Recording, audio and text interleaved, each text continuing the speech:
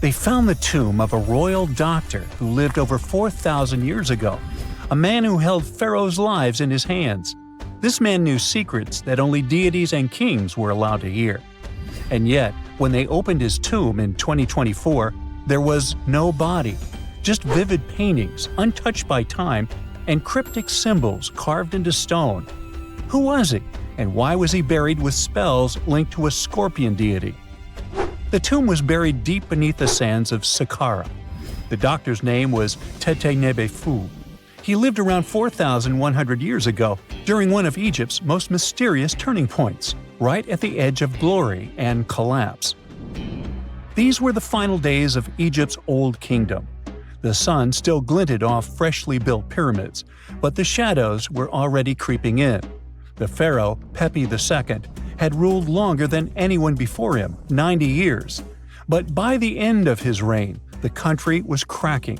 The power was slipping, the regional leaders were rising, and the Nile floods grew unpredictable. In this shaky period, the mysterious doctor thrived. His tomb was discovered by a Swiss-French archaeological team in the shadows of old pyramids. The weirdest part was that when they uncovered his burial chamber, they found no body, no golden treasures either. Unfortunately, the tomb had been robbed long ago. But what remained was something even more fascinating: the words and images left on the walls. The paintings are still vibrant, bright colors that somehow survived all those years underground. The walls show jars, containers, strange abstract patterns, and geometric shapes. And then there are hieroglyphs, lines and lines of sacred script carved with precision, like someone had poured their soul into every curve. These inscriptions revealed who Tete-Nebe-Fu truly was. Turns out, he wasn't just any doctor. He was the conjurer of Serket. Now, Serket was the female deity of scorpions, sacred and terrifying. Egyptians believed she could stop venom, heal bites, and protect the living from toxic elements. The title, Conjurer of Serket, meant Tete-Nebe-Fu was a specialist in treating dangerous stings and bites. And if he got an entire tomb for himself, he may have been Egypt's top expert in those things, a man who healed with both medicine and magic. But that wasn't all. He also held the title Director of Medicinal Plants, a title seen only once before in all of ancient Egypt. That means he knew the healing power of herbs, roots, and oils like no one else. Now, you might wonder, what plants in a huge land of sand? But in reality, ancient Egyptians used herbal medicine that would hold up in some labs today. They created pills, ointments, and inhalers. Most often they chose some active ingredient, a flavor to make it easier to take, and something to deliver it into the body. Sound familiar? And yeah, they didn't have many traditional plants, so some of these ingredients were bizarre by our standards, like using crocodile dung and acacia mixed with honey. They even had formulas for anti-wrinkle creams. And apparently, our mysterious healer was also chief dentist. This title is almost never seen in ancient records. Evidence of Egyptian dentists is incredibly rare.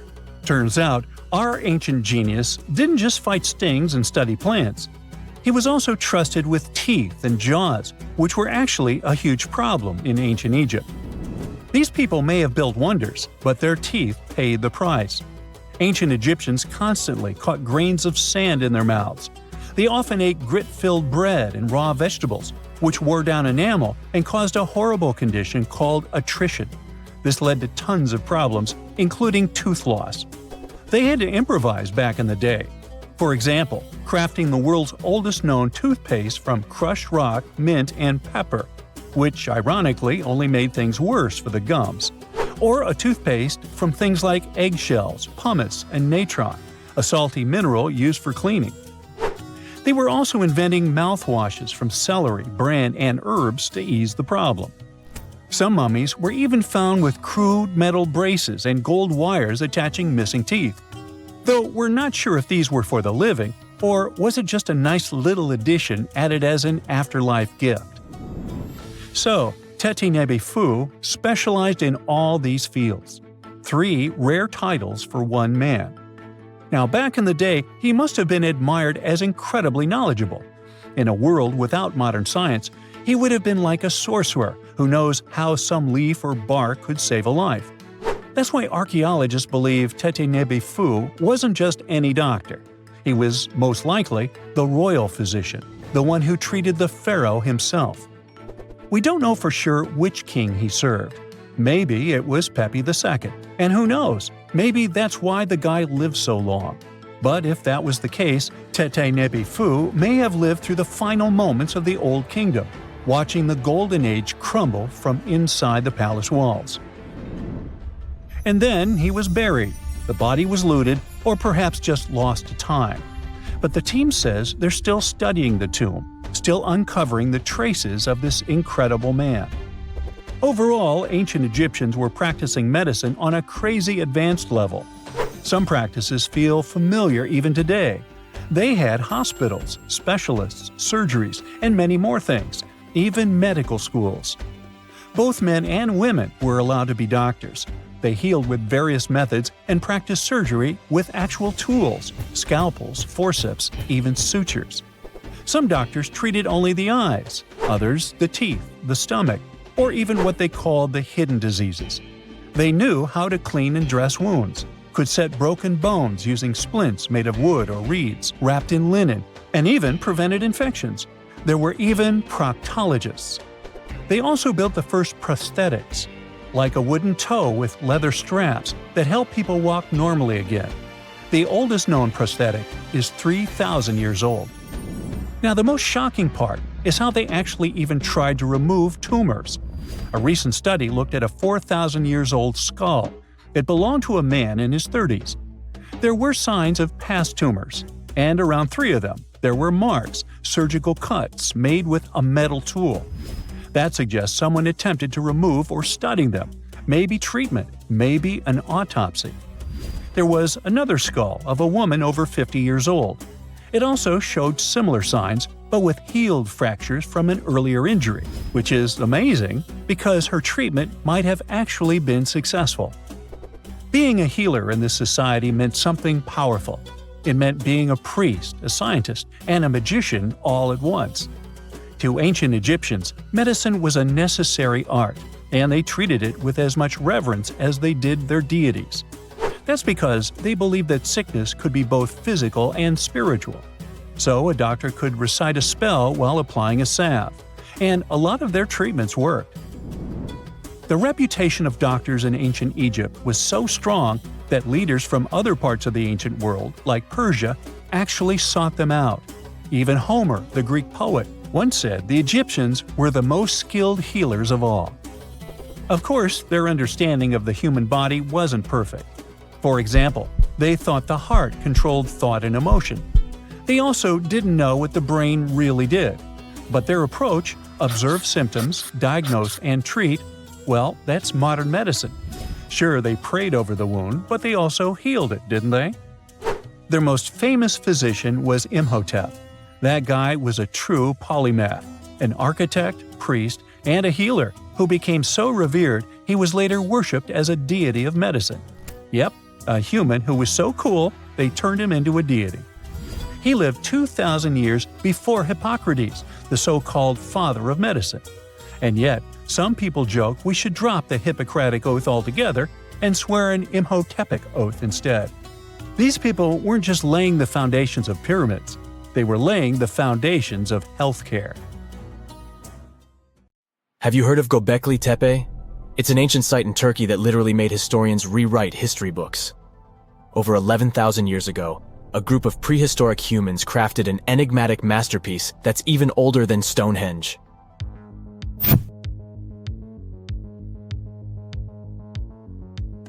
Before its discovery, archaeologists believed that people didn't know about iron and weren't good at making pottery. They were sure that settled life only emerged with the need for agriculture. But Göbekli Tepe changed this belief.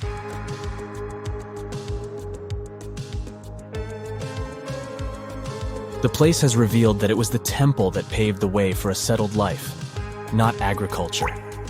Until this discovery, researchers believed that farming was the catalyst for sedentary living. Meet Professor Schmidt, the guy whose findings changed this theory. He managed to prove that hunter-gatherer communities laid the very foundations of this way of life.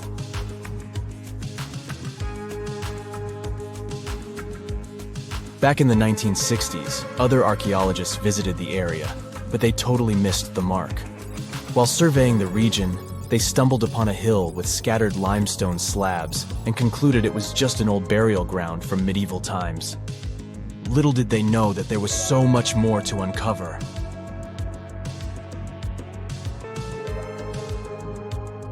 In 1994, Schmidt embarked on his own survey of prehistoric sites in the area. Surprise! He instantly realized he had discovered something truly extraordinary. Unlike the nearby flat and barren plateaus, Göbekli Tepe had a gently rounded top, rising 50 feet above the surrounding landscape. Funny enough, the translation of this place's name is Potbelly Hill. Schmidt was sure only humans could have made something like this.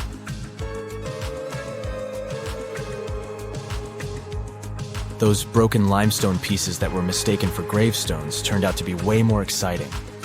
It was like stumbling upon a hidden treasure. The pieces took on a whole new meaning, and Schmidt with his team was about to dive into the secrets waiting beneath the surface. To their surprise, they found no traces of a settlement. No hearths for cooking, no houses, and none of those adorable clay figurines commonly found in nearby sites of similar age. However, they uncovered that those ancient people used tools like stone hammers. So, Schmidt and his team put their heads together and took a wild guess at the age of Göbekli Tepe's stone structures. Their estimation got backed up by some limited carbon dating done right at the site. The ancient vibes of this place were finally starting to make sense. It was like a puzzle slowly coming together.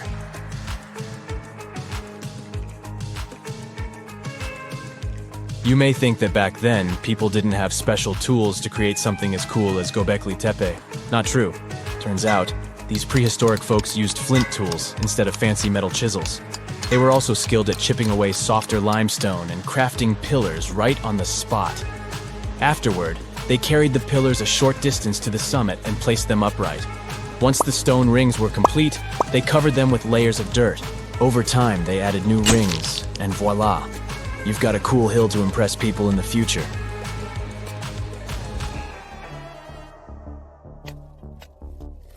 During their first year of excavation, the team went through 15,000 pieces of animal bones from wild creatures. These people didn't have pet animals or grow their own food. They hunted wild animals for their meals. But things were about to change, because the place had everything they needed to start farming. Scientists say they had wild sheep and wild grains that could be domesticated. And guess what? Just 20 miles away, geneticists found evidence of the world's oldest domesticated strains of wheat at a prehistoric village.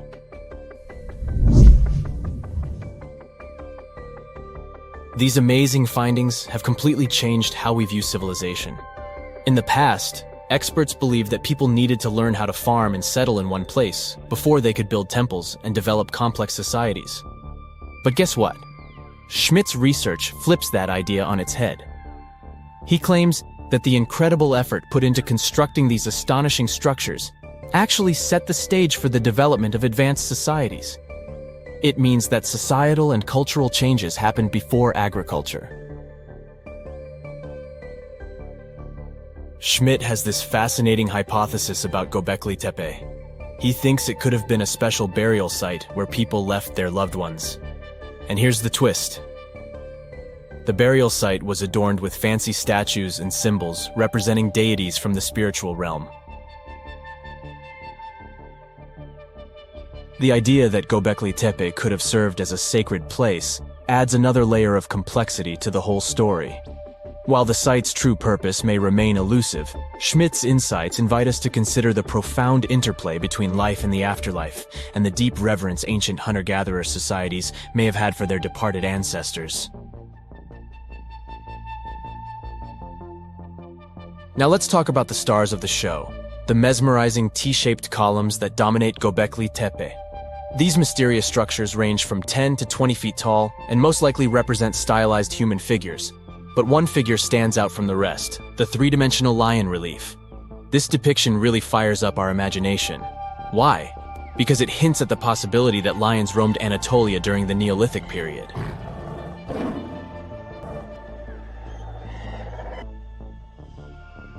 These standing stones are arranged in circles and placed in rectangular pits. Each circle has a similar setup: 2 big T-shaped pillars in the center, surrounded by slightly smaller ones facing inward. Talk about a stylish arrangement. These towering pillars reach a whopping 16 feet and weigh between 7 and 10 tons. Some pillars are plain and simple, while others are like works of art with intricate carvings. Foxes, scorpions, and vultures come to life, crawling and twisting on the pillars' sides. But it's not just animals depicted on these stones. Some pillars have abstract shapes representing humans, and even small carvings of clothing items. Some of them even have belts. Now, there's one pillar that stands out from the rest like a rock star. This super old stone pillar suggests that a comet crashed into Earth. It happened during a chilly period that lasted about 1,000 years. Previous studies examining Greenland ice cores hinted at this comet theory, but now the carvings at Göbekli Tepe prove it right.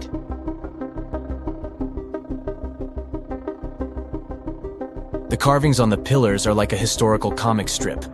They even show a headless human figure.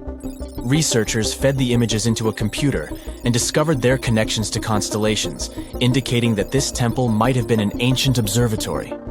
It's like our ancestors were trying to document this cataclysmic event in their own unique way. Archaeologists have been excavating and researching Göbekli Tepe since the mid-1990s, peeling back layers of history and providing us with a deeper understanding of the intricate relationship between various elements. They have no plans to stop the whole process for another 150 years. Who knows what else they'll find? You see, Göbekli Tepe has been labeled purely as a ritual site with no signs of domestic activities. We were led to believe that the absence of water meant it couldn't support semi-sedentary communities. But scientists believe it's time to shake things up and approach Göbekli Tepe with fresh eyes. It's time to question what we believed before and use new evidence and different ways of thinking. Like, there might have been a group of people living in the area who didn't stay in one place all the time. They moved around a bit but still had their own civilization, living in the area semi-sedentarily. Göbekli Tepe is not just home to a single temple, but an astounding collection of over 20 ancient structures. As archaeologists delve into the depths of this wonder, they are unraveling its unique layout, featuring 2 prominent focal points at the heart of each establishment, complemented by smaller structures and dividing walls. What's even crazier is that in this area, there are over 200 obelisks, which are narrow tapering monuments. We all grew up believing that Stonehenge is the world's most ancient observatory, but now it has some serious competition for the title. Nabta Playa was built more than 2,000 miles away in southern Egypt and thousands of years before Stonehenge and even the pyramids of Giza. In 1973, a Bedouin guide stumbled upon a strange group of huge stone formations while crossing the Sahara Desert. He led American archaeologist Fred Wendorf to the site, located about 60 miles from the Nile. Wendorf's friend and colleague claims the team found the stones while stopping for a bathroom break in the desert. Either way, what they found changed history. At first, Wendorf thought the stone structures were just natural formations, but then it hit him. This area was once a lake, meaning no natural rocks should even be there. He kept coming back to the site for decades, and by the early 1990s, his team finally uncovered a circle of stones that seemed to line up with the stars in a way no one could explain. After 7 long years of trying to crack the mystery of the site, Wendorf reached out to an expert in archaeoastronomy. They study how ancient people used the stars. One evening, while the expert sat in the cool desert sand staring at the stones, he realized that they formed a pattern radiating outward from a massive burial mound. One by one, as they dug into the sediment, the buried megaliths started lining up like spokes on a wheel. The team had already used radiocarbon dating to test samples from fire hearths and tamarisk wood roofing found inside the stone circle. Nabta Playa had dozens of standing stones, all a few feet tall. Some of them lined up exactly with the sunrise on special days, and others matched up with bright stars in the sky. Inside the big circle, there were 6 special stones that may have been used for rituals or marking important times of the year. Around them, 29 standing stones might have worked like a simple calendar to help people know when it was time for something important, like the summer solstice, the longest day of the year. When the sun rose in just the right spot, it was a sign that the rainy season was coming. The stone circle once aligned with the brightest stars in the northern sky: Arcturus, Sirius, and Alpha Centauri. Some stones even pointed to the constellation Orion. By tracing Arcturus's movement across the sky, they figured out that it matched perfectly with the circle around 4800 BCE. That means it was the oldest astronomical site ever discovered. And the people of Nabta Playa may have been watching the stars thousands of years before telescopes were even invented. It looks like it had a huge meaning for people living and traveling through the desert. Over 10,000 years ago, the long, cold, and dry ice age that lasted for tens of thousands of years was finally fading away.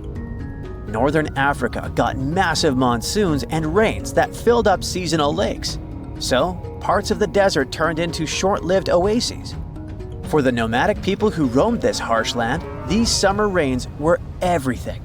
Their entire way of life revolved around cattle. When archaeologists opened the central tomb at Nabta Playa, they dug up cattle bones and even a massive rock carved into the shape of a cow. The people who built it used the stars to guide them and find hidden watering holes like Nabta Playa, which likely held water for about 4 months a year, starting with the summer monsoons.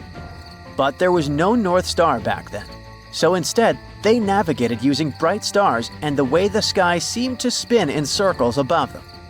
When the lakes were full, the standing stones would be partly submerged, and from the western shore, you would see the reflection of the stars on the dark water. Nabta Playa is way less famous than Stonehenge, perhaps because its stones were buried and the famous site in England was open to visitors for thousands of years. Sadly, when Nabta Playa did become famous, some tourists ruined parts of it by moving stones around, which messed up the ancient star alignments. To protect it, the authorities moved everything to a museum where people can see the stones and the carved cow statue without damaging them. The Egyptian Observatory isn't the only construction similar to Stonehenge. It has versions that were used for different purposes from Germany and France to the US and the Andes in northern Peru. This last one is actually one of the oldest big structures ever built in this region. The circular plaza is made of 2 giant stone walls arranged in a ring. It was likely used for ceremonies and gatherings. Scientists have carbon dated it to be about 4,750 years old, which means it was built before the Great Pyramids of Egypt and Stonehenge. The plaza had 2 entrances and a special layer of clay, soil, gravel, and charcoal underneath. It was carefully planned and built.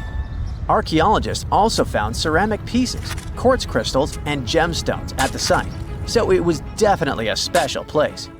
People visited it for centuries, but at some point it was sealed off, probably because of changing beliefs and traditions.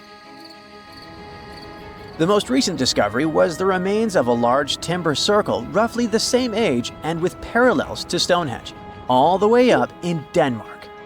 This open-air structure was likely part of a special area where prehistoric people from the late Neolithic and early Bronze Age gathered for rituals and ceremonies. The circle was made up of 45 giant wooden posts, forming a huge ring about 100 feet wide. The wood is gone now, but scientists believe tall timbers once stood in the holes and created an impressive wood henge. No one knows exactly what these circles were used for, but archaeologists have found animal bones and food remains at similar sites. So people probably used to gather there for feasts and rituals. In 2024, scientists found 2 ancient stone circles from the Neolithic period in Dartmoor National Park in England. Some archaeologists believe they might form a sacred ark. Many of Dartmoor's stone structures were built in a curved shape on the high ground in the center of the area. A long time ago, Dartmoor was covered in forests, so people may have used the high ground as important markers. One of the newly found circles fits inside this arc, but the other one is outside of it, to the north. This could have been an entrance point into the arc. There's also a raised bank of earth near the stones, which looks similar to other famous Neolithic sites, like the Ring of Brodgar in Scotland and Stonehenge itself.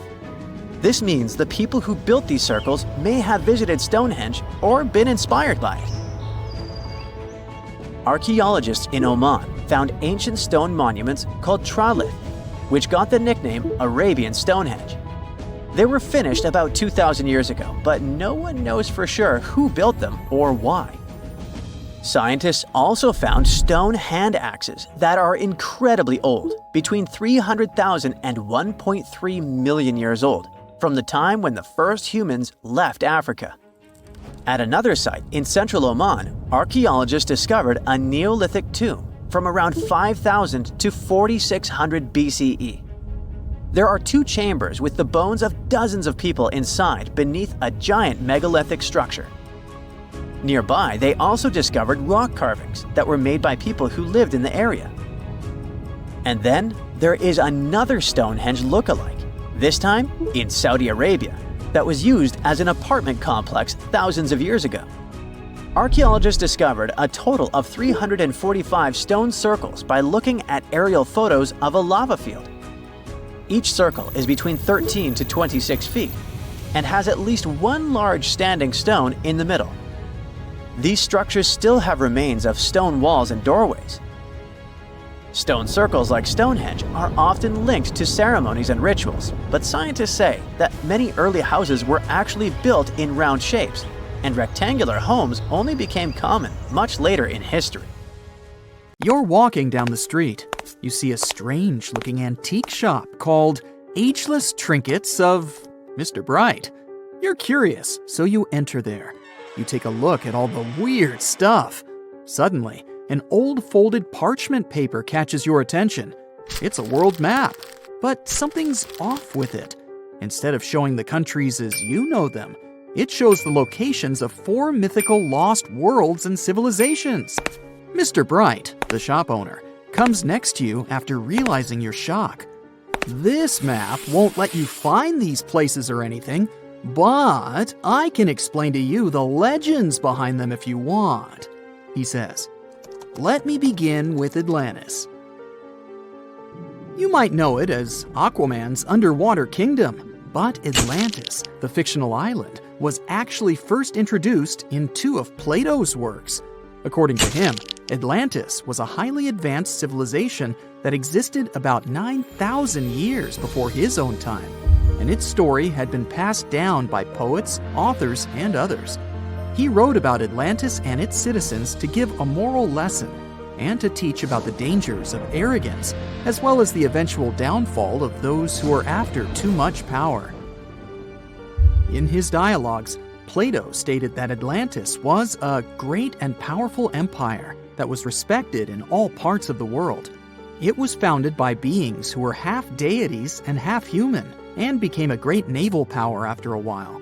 Being an island filled with gold, silver, and other precious metals certainly helped their case.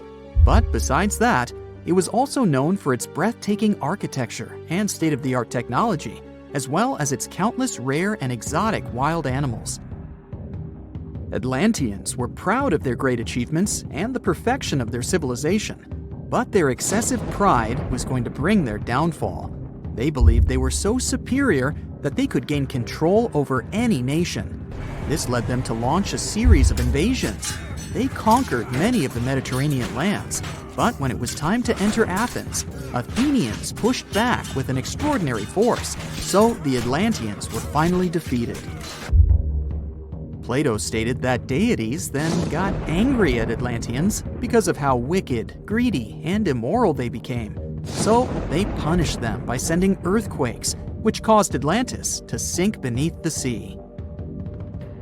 Although the earliest written records of Atlantis were Plato's works, some people still believed his story to be based on truth and tried to identify the island of Atlantis with actual countries. Some people suggested it may have been located in the Mediterranean Sea, near the coast of Spain or Italy. Others thought it may have been located in the Caribbean, off the coast of Central or South America. but there was no solid evidence to support any of these claims. One theory, in particular, seemed more plausible than the others, though. Located in the Aegean Sea, the island of Santorini was the home of a highly advanced Minoan society. However, due to a huge volcanic eruption, it was destroyed about 3,600 years ago, causing the Minoan civilization to suddenly disappear. These similarities between the fictional Atlanteans and the historical Minoans made Santorini a good candidate for the speculations. Yet again, there were still major flaws with it, such as how the time when Plato said Atlantis was destroyed doesn't coincide with the time of Santorini's eruption. So Atlantis still continues to be regarded as nothing more than a popular legend in the scientific world. Now, let's move toward the northeast direction on the map, Mr. Bright says. According to Celtic Breton mythology, there once was a magnificent city called Ys, also known as Caris, that towered over Douarnenez Bay in France's Brittany region. It was the most wealthy city in the entire Atlantic. It was especially famous for its beautiful gardens and buildings, and its citizens were all living comfortably and happily there. Dahut, who was King Bradlon's daughter in Breton legends and literature, had a deep love for the sea. She begged her father to build a city at the edge of the sea, and that is how the city of Ys was established. Little did she know that she would be the one responsible for the destruction of her father's beloved gift. You see, since the city was surrounded by the sea, it needed to be protected by a dike equipped with floodgates, and these gates could only be opened at low tide. And the only one who had the keys to these gates was the king himself. One day, a handsome red knight arrived at the city, but couldn't pass the gates. Dahut was so taken by him that she wanted to let him in. She knew that her father was the keeper of the only key to the city, so she sneaked into his room and stole it from him. Then she gave it to the Red Knight so that he could enter the city and they could be together. However, the Red Knight turned out to be the Prince of Darkness, and he intentionally left the gate open to the raging sea. The waves soon swallowed all of Ys. King Gradlon was able to escape on his magical horse, but Dahut couldn't. She turned into an evil mermaid who lured sailors into the sea. Today, if you go to Quimper, a city in Brittany, northwest France, you can find the statue of King Gradlon riding on his horse. Although the city of Ys is a legend, Brittany coast locals believe that on the days when the waters are calm, you can still hear the tolls of the city bells deep under the sea, if you listen carefully. Mr. Bright then points at the Indian Ocean on the map and says, "Now, have you heard about Lemuria?" Back in the mid-1800s, a few scientists suggested that there was once a continent that existed in the Indian Ocean, somewhere close to the south of modern-day Sri Lanka. The first one to popularize this theory was the British lawyer and zoologist Philip Lutley Sclater. In his paper, The Mammals of Madagascar, he stated that he found lemur fossils in India, and not in Africa. However, this discovery was extremely shocking to him because of the fact that lemurs' original homeland, Madagascar, is much closer to Africa. He proposed that this was possible only if some larger continent connected the two once. He stated that this continent must have eventually sunk to the ocean floor. He then named it Lemuria, and hence the theory was born.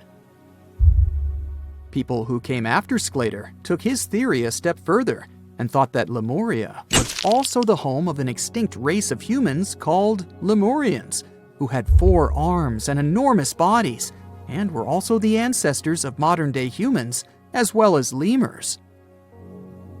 Of course, as new scientific discoveries were made on plate tectonics, evolution, and the study of DNA, the theories regarding the fictional continent called Lemuria were debunked. The last fictional land on the map is Agartha, Mr. Bright says. Taking its roots from Eastern mysticism, one legend says there's a kingdom called Agartha that is located deep beneath the surface of the earth. It's where all four corners of the world are connected by paths and tunnels.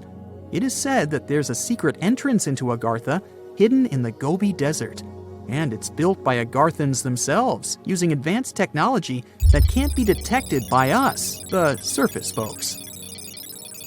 According to some beliefs, Agartha exists to counterbalance the energies of those who live above the surface.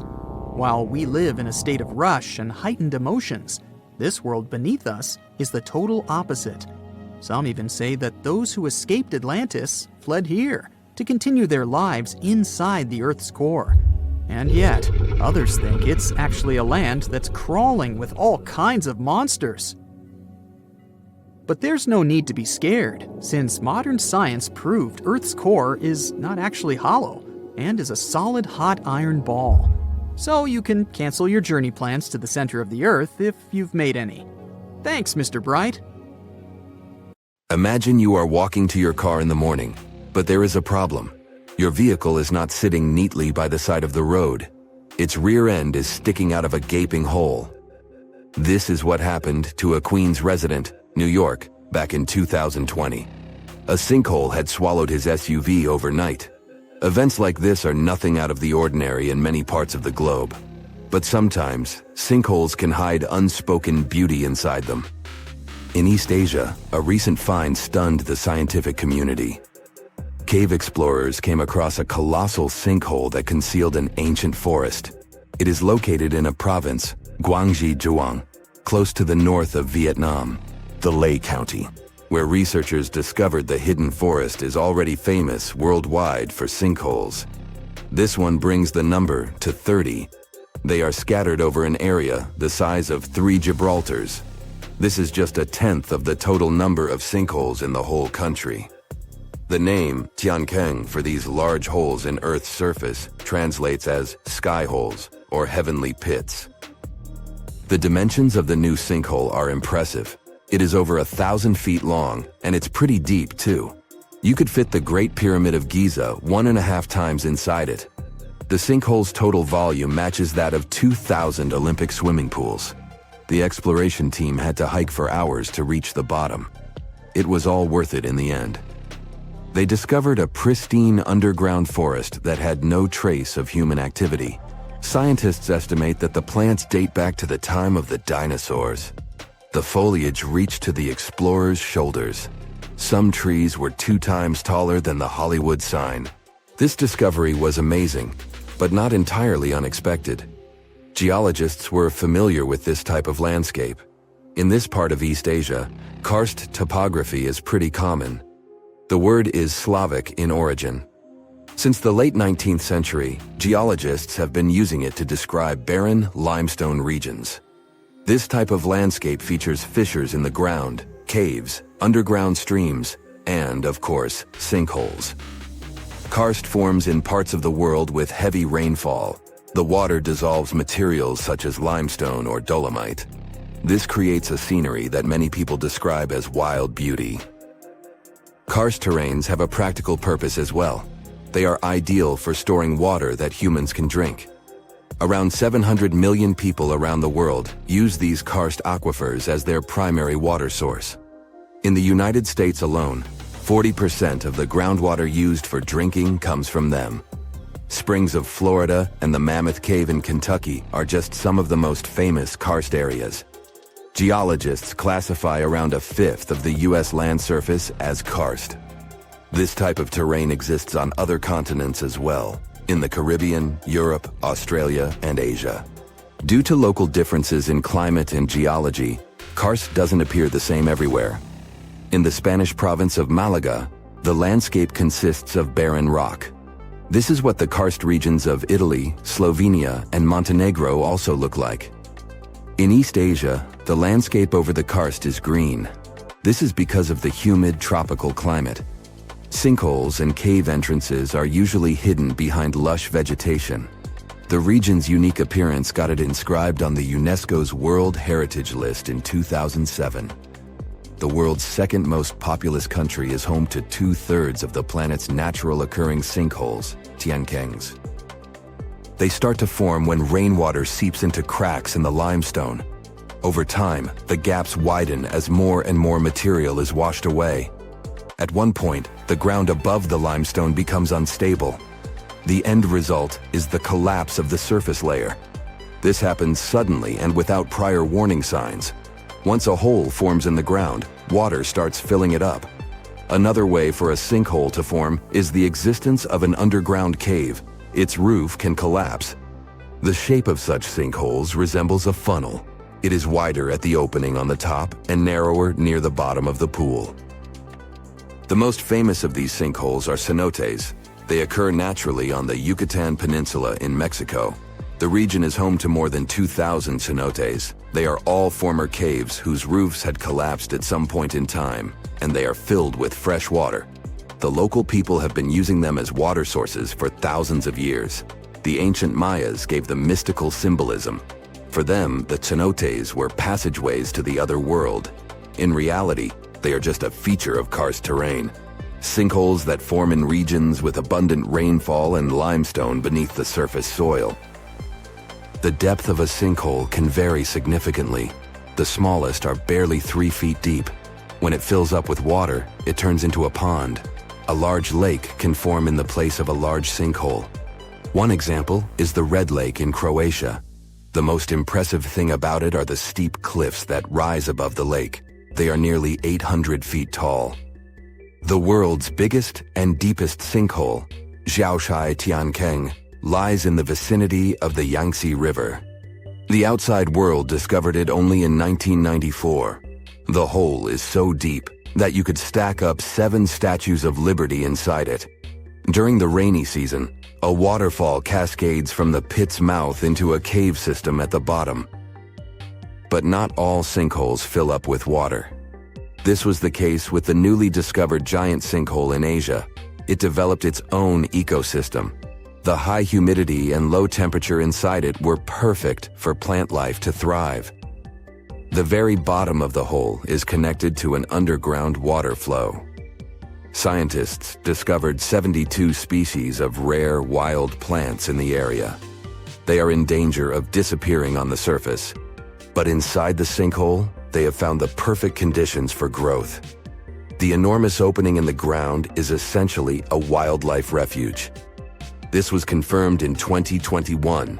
That's when biologists discovered 2 species in the Yunnan province that they previously thought had gone extinct. Who knows what other animal and plant species are still hiding in there? Exploring these underground cave systems can be quite dangerous. They are often home to venomous snakes and mosquitoes. Even descending into a sinkhole is perilous. The cliffs are steep and stones are often very sharp. That's why the exploration of sinkholes in Asia is going slower than research would like. The sinkholes I've mentioned so far have all formed naturally. Erosion is the main process behind their creation. But the ground can also open because of human activity. Everything from a construction site to a leaking sewer pipe can cause the earth to give way. Sinkholes in urban areas pose a risk to infrastructure. One of the most famous examples of this happened in Japan in 2016. A busy street in downtown Fukuoka collapsed near the main train station. The sinkhole severed power lines and pipes that lay underground. Luckily, no one was injured. The diligent Japanese engineers repaired the damaged road section in just 48 hours. The biggest issue with sinkholes is that you never know when and where they are going to open. The best tool that geologists have for detecting underground cavities is ground-penetrating radar, GPR. It resembles a land mower. The operator goes up and down a troubled area to scan the ground underneath. The radar sends out impulses that detect any contrast between different materials. It feeds back this info in the form of a 2D or a 3D image. Once engineers detect a potential sinkhole, they use different techniques to stabilize the ground above it. The simplest method is called grouting. It involves filling the hole so it won't collapse. The most common materials are polyurethane foam and cement. The alternative is to lift a structure above the sinkhole. This technique is called underpinning. Workers drive steel rods into the load-bearing deeper layer of soil. This is the same construction method engineers use to erect stilt houses above the waterline. A piece of whale rib has recently been found in a North Carolina mine. Not a big deal, some might think. Hey, why can't a whale be a miner, right? But this fragment offers scientists a unique glimpse at the interactions between prehistoric sharks and whales from around 3 to 4 million years ago. The thing is, 3 tooth marks embellish the rib. That means that the whale was once badly bitten by an animal with a super powerful jaw. Judging by the spacing between the tooth marks, and it reaches almost 2.5 inches. This animal could be a megatoothed shark. I'm talking about the megalodon. Or it could be a different shark species which was around at that time. The curvature of the shark's jaw shows that the animal was relatively small, between 13 and 20 feet long. Yeah, small. As for the whale, it seems to be the ancestor of a great blue or humpback whale. Researchers are amazed. You don't usually expect to find evidence of animal interaction and behavior preserved in the fossil record.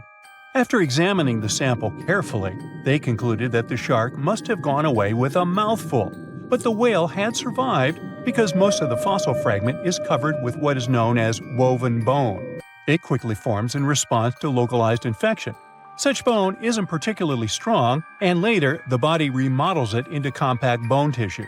But it takes time. The presence of this bone means that the healing was incomplete and the whale passed away 2 to 6 weeks after the unfortunate encounter. On the other hand, its demise could have been unrelated to the infection and injury. Only a handful of fossils show such kinds of interactions between ancient animals. You can often find bite marks on fossils indicating where the animal passed away and its carcass was scavenged. But this fossil is one of a few examples that not only show a wound inflicted by another animal, but also demonstrate that the prey survived. All fossils are exciting for paleontologists. Yes, they need to get out more. But some might look terrifying to regular people. For example, look at this picture of tentacle arms and octagonal-shaped heads. When it first appeared in mass media, internet users claimed that it was some ancient organism that had come from space. Others thought the story was fake, but in fact, both the picture and the fossil are real. The fossil is known as a mortality plate, a fossilized representation of a mass extinction event of one or several species. The fossil actually contains more than a dozen specimens of a type of marine organism called a crinoid. Despite their looks, crinoids were not plants but marine animals. This particular species lived deep underwater on the seafloor. Crinoids were related to starfish, sea urchins, and brittle stars. These creatures could attach themselves to the seafloor with stalks made up of flexible porous discs connected by soft tissue. The stalks were hollow, and that's where the animal's nervous system was located. Crinoids absorbed oxygen through thin-walled tube feet. The creatures usually reached the length of more than 8 inches and had 5 arms lined with leathery-looking tentacle-like structures. They fed on plankton and sloughed off organic material. Now, even though these fossil finds seem to be super exciting, few creatures in the fossil record confuse scientists as much as the Tully monster. This curious sea creature sported a toothy, trunk-like snout and eyes splayed out on a rigid rod. But the most bizarre thing? It has been impossible to classify. Researchers have been considering a variety of organisms, for example, segmented worms, swimming slugs, and primitive eel-like creatures, since the monster was discovered in 1966.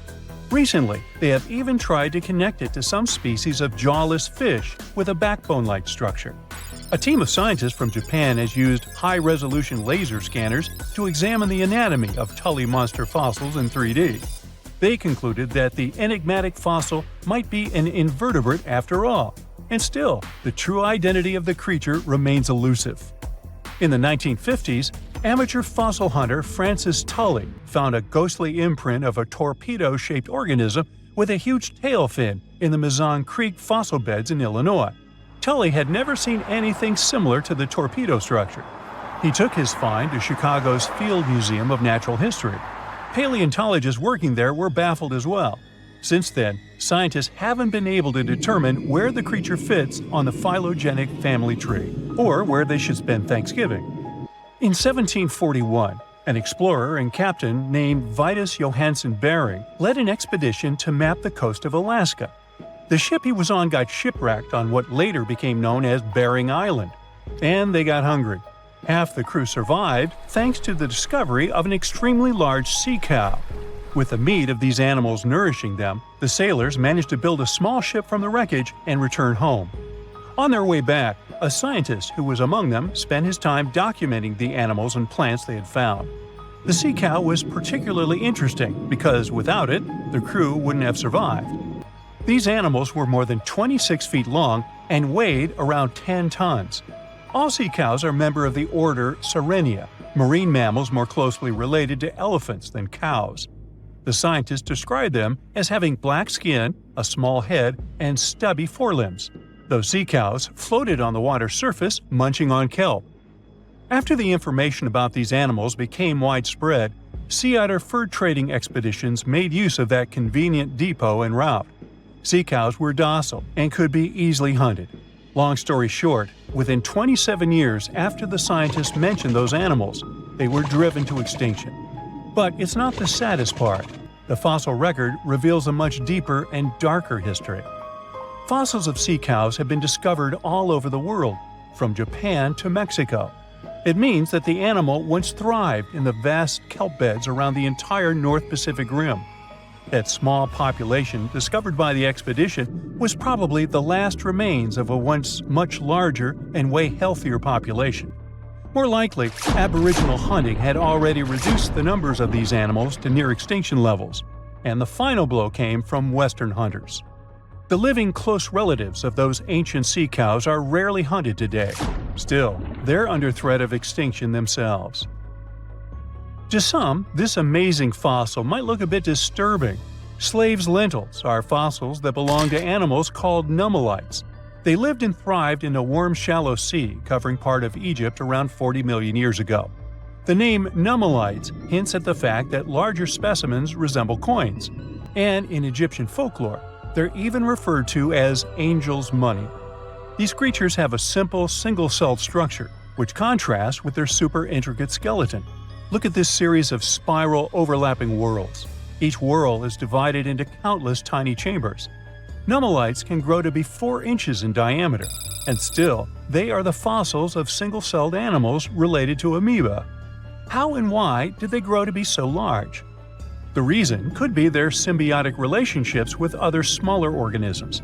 In the case of modern species, such symbionts are tiny golden-brown single-celled algae called diatoms. The shells of nummelites are relatively transparent, and since they're flat, there's a large surface area for the light needed for the diatoms to photosynthesize. For some reasons, scientists are still debating about them. The presence of plant symbionts in animals dwelling in the sea encourages the growth of a calcareous skeleton in hosts. So, the gigantic size of the nummelites in Egypt could be due to their close relationship with symbiotic diatoms. Does that make sense? Fun fact: a species of nummelites evolve very fast, and their fossils change from one layer of sediments to the next. So, the limestone used for the pyramids of Giza are so packed with such fossils that it's known as nummulitic limestone. This limestone also contains 2 kinds of nummelites, the smaller slave's lentils and the larger angel's money. But those are not different species, but rather different stages in the life cycle of a single species. 47-year-old Kenny Veach told his family he was going hiking for 2 days. His destination? The Mojave Desert. The man wanted to revisit a cave he had discovered during one of his previous hikes. But that was the last time anyone had seen Kenny Veach. A helicopter and over 30 search and rescue teams came back empty. The hiker was nowhere to be found. Was the mysterious M Cave behind his disappearance? The oddest thing about Kenny's case is the fact that he was a seasoned hiker. He often went on solo trips to explore deserts in California and Nevada. The man was an ultralight hiker. That meant he brought only the most basic of supplies: water, food, and a tent. That's all. But this was enough for several days of camping in the desert. Kenny would rarely bring a GPS device with him. He didn't even bother to pack a compass or a map. Some would call him reckless, but he managed to get back home every single time. Kenny wasn't shy either. He had a YouTube channel where he regularly posted his adventures. He named his channel Snake Bit McGee because he picked up snakes wherever he went. But Kenny also had another habit. He went into every cave he found in the desert. Now, he didn't post many videos. Kenny mostly used YouTube to comment on other people's adventures. In a comment from June 2014, the man revealed that he had discovered a mysterious M-shaped cave. It was located in the Sheep Mountains of North Las Vegas. Kenny's description of the cave is where the weird part of the story begins. He spotted it while hiking and noticed the cave had an interesting entrance. It was shaped like a perfect letter M. Kenny went up to it, but something didn't seem right. He reported that his body started to shake as he approached the cave. The vibrations were so strong near the entrance that Kenny turned back. In his own words, he was scared for his life. It must have really been something if it frightened an experienced trekker. Kenny had an impressive track record. He had been hiking for 20 years. He explored caves other people were too afraid to even enter. Once, he was bitten by a rattlesnake and had to spend a week in the hospital. On his journeys, the man found skulls of all shapes and sizes, as well as old animal traps. Kenny slept on mountain peaks under the stars. One time, he hurt his leg on a mountaintop. He had to walk 20 miles back to his truck. It was 100 degrees Fahrenheit that day, and Kenny had 1 cup of water to keep him going. Kenny Veach was a true survivalist. But this one cave was a mystery to him. He admitted that he was totally unprepared that day. He had the tools to open a can, but not to fight the mysterious force that took over his body. But Kenny wasn't a quitter. He made plans to return to the M Cave, and this time, he was going to be ready. He did so several months later, but much better equipped. But the trip turned out to be a bust. He recorded a video, but couldn't find the cave. Was that it? Was the brave explorer finally going to quit? Not by a long shot. His followers on social media wanted him to solve the mystery. So he went out into the desert for the 3rd time. He planned a short, overnight trip, but nobody ever saw him again. After 2 days, his family alerted the authorities. They quickly launched a search for the missing man. Now we come to the weird part. In one of his videos, Kenny stood in front of an abandoned mine shaft. This is where he briefed the viewers on the mission. Rescue teams reached this point and found Kenny's phone. This was 10 days into the search, but the trail soon went cold. The rescuers feared the worst. They decided to send a camera down the shaft, but didn't find anything. For a full month, no one had any idea where Kenny was. And then, the mystery deepened. An unknown woman came forward online. She claimed to be the missing man's girlfriend. The mysterious woman told the story of how she went with Kenny on hour-long hikes. She urged hikers to use GPS not to get lost. And then, a claim that shocked social media users. The woman believed Kenny's disappearance wasn't an accident. She revealed that her alleged boyfriend had some serious issues. Apparently, he had quit his job a year prior to his disappearance. Did Kenny Veach really trek into the desert to take his own life? People weren't convinced. Kenny's daughter believed her father just had an accident. In her words, he was a survivor. Was the mysterious M Cave responsible for his disappearance? Did he find someone or something he shouldn't have found there? The questions linger, and so did the theories among the online community. Fellow hikers and YouTubers were determined to find the M Cave. This would solve Kenny Veach's mysterious disappearance once and for all. In 2021, one hiker got lucky. He claimed to have found the secretive M Cave. For safety reasons, the man couldn't reveal his exact location. The cave sits somewhere near Nevada State Route 375 East. The entrance to the cave really looked like an oversized letter M, just like Veach described it. But the shape is too hard to notice from ground level. Only when you look at it from above is the M shape visible. Who knows? Hikers might have been walking past it for years without noticing the cave. Even Kenny couldn't locate the entrance the second time he went looking for it. The cave wasn't very deep, but there was something odd at the entrance. There appears to have been a straight line of rocks. Did someone try to wall off the entrance? And at the back of the cave, there was an even stranger find. Small pieces of wood were scattered along the floor. They looked a lot like 2x4s that are used in construction. Was there a door here once? The hiker found a nail sticking out of the stone. It could be part of a latch that was there some time ago. But the strangest part was the writing on the wall. Hatch or Veach? It's hard to tell. The hiker that discovered the cave didn't want to stay to find out. He left the cave in a hurry. No, it wasn't because he felt a strange vibration in his body like Kenny. He just didn't want to be in a desert cave in the middle of nowhere. This is the Mojave Desert, one of the most dangerous landscapes on Earth. Could this setting better explain how Kenny Veach disappeared without a trace in 2014? The desert's nickname is well-deserved. This is where scientists recorded the hottest temperature on the planet. 134 degrees Fahrenheit, and the average temperature during summer, just 113 degrees Fahrenheit, no sweat. But you'll also need a blanket. At night, the air temperatures drop well below freezing. Talk about a climate roller coaster. And the list of dangers doesn't end there. The driest and hottest place in the United States is home to dangerous animals. Mountain lions, venomous lizards, spiders, and wasps. You name it. Any one of these animals can end the life of an unsuspecting hiker. There is a reason why Kenny always wore snake guards when trekking. And then there are mine shafts.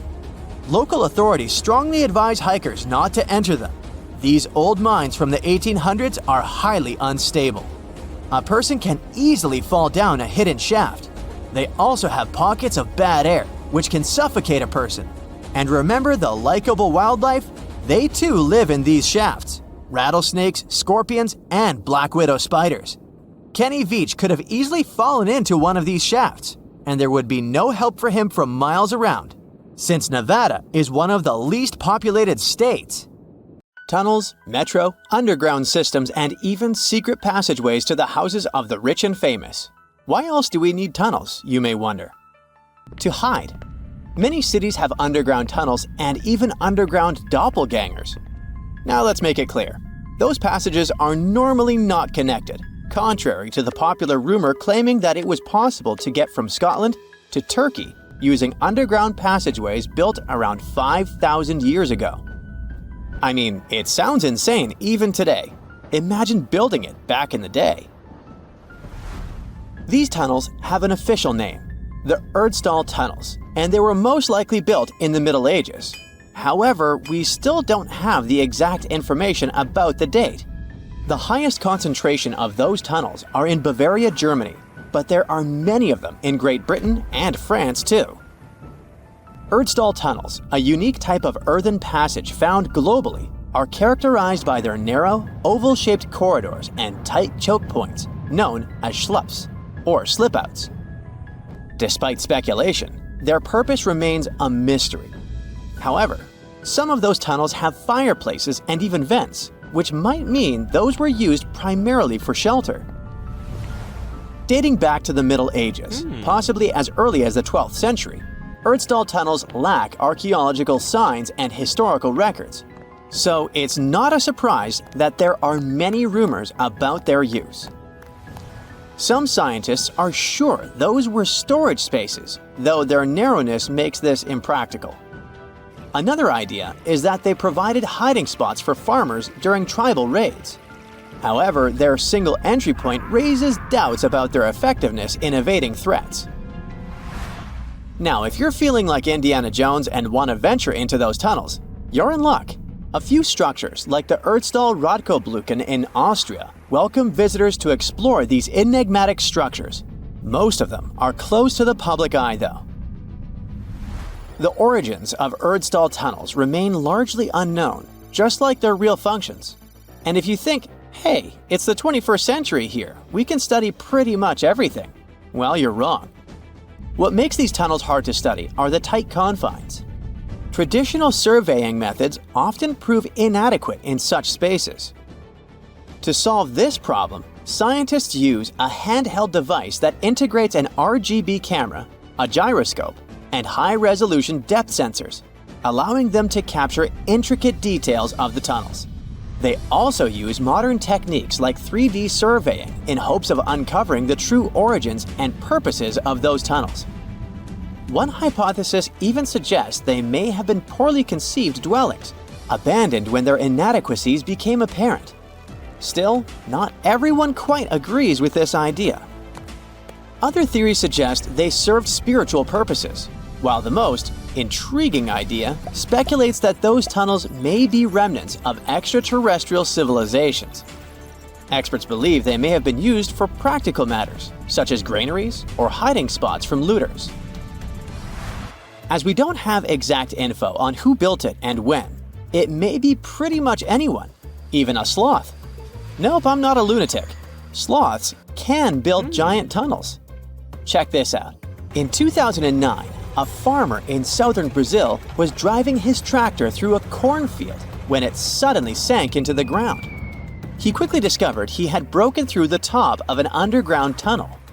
When researchers came to investigate, they found a tunnel around 6.5 feet high and the same 6.5 feet wide, extending about 50 feet long right beneath the farmer's house.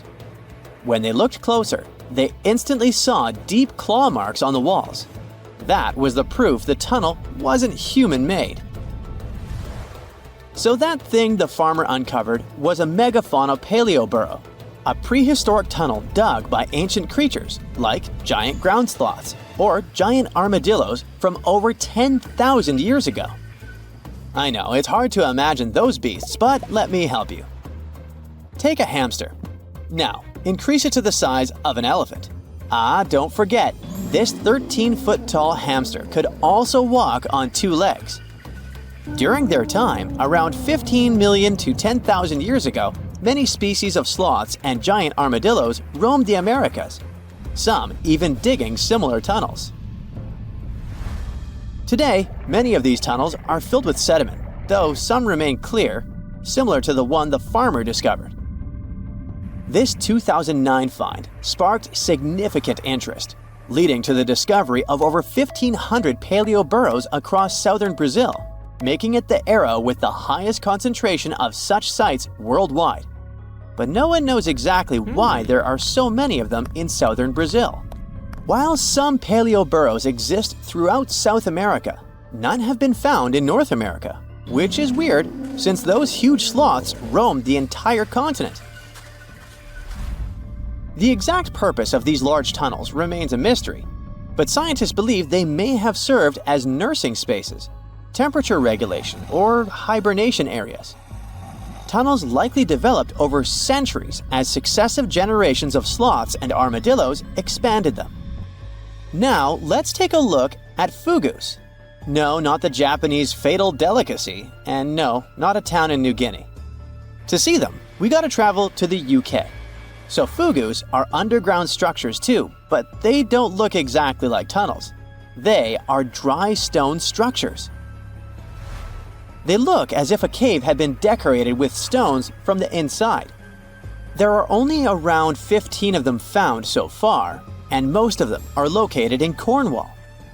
According to the estimates, those tunnels were built about 2,400 years ago, and they're still in pristine condition, which is truly fascinating. I mean, back in the day, people had no cool machinery whatsoever, yet their structures still last. And if you dare to buy an apartment today, well, chances are you won't be too happy about the quality. Going back to our fugus, there's nothing extraordinary about their supposed purpose. They could be used for spiritual purposes, as a place to hide, or a food storage. The latest application, though, is a bit weird. I guess it's not a secret for anyone that England is famous for its excessive humidity. And if you want to store your food properly, you gotta avoid the humidity at all costs. Otherwise, say welcome to mold and fungi. But ancient people weren't dull-witted at all, or they wouldn't have survived, and you and I wouldn't be around now. So they might have adapted those fugus to store just some products, those that already had natural molds in them, assisting in the preservation of perishable food, like milk, butter, and cheese. But hey, those are just speculations. The true reason why they were built remains unknown. What makes Fugus unique is that they are intentionally built tunnels, not just excavated mines like those in Wales. They were crafted by digging deep trenches, lining them with stone slabs, covering them with capstones, and then filling over them, all of which took significant time and effort. Still, no matter how hard those were to construct, cities around the globe are often built over intricate tunnel systems, each unique to its location. For instance, Paris is famous for its extensive underground quarries, which were abandoned years ago, but still pose a risk of collapse in certain areas above. London boasts one of the largest tunnel networks in the world, including many that were specifically created for military purposes. In New York City, there are rumors of secret tunnels, while Los Angeles has old tunnels from the Prohibition era used for speakeasies. Many other cities also have their share of enigmatic tunnels, and surprisingly, Florida is no exception. It happened in the year 2011 in Ybor City. Near a former post office, flooding uncovered something weird, a section of an unknown structure. Back then, people didn't pay much attention to that, so it took another 7 years to discover something truly fascinating.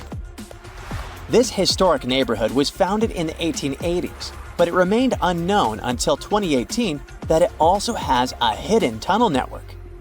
We only learned of it because of renovation work. The exact purpose, of course, is unknown, but most scientists are pretty sure that they serve to connect to early gaming spots and the port of Tampa. Figuring out how extensive the tunnel network is tricky.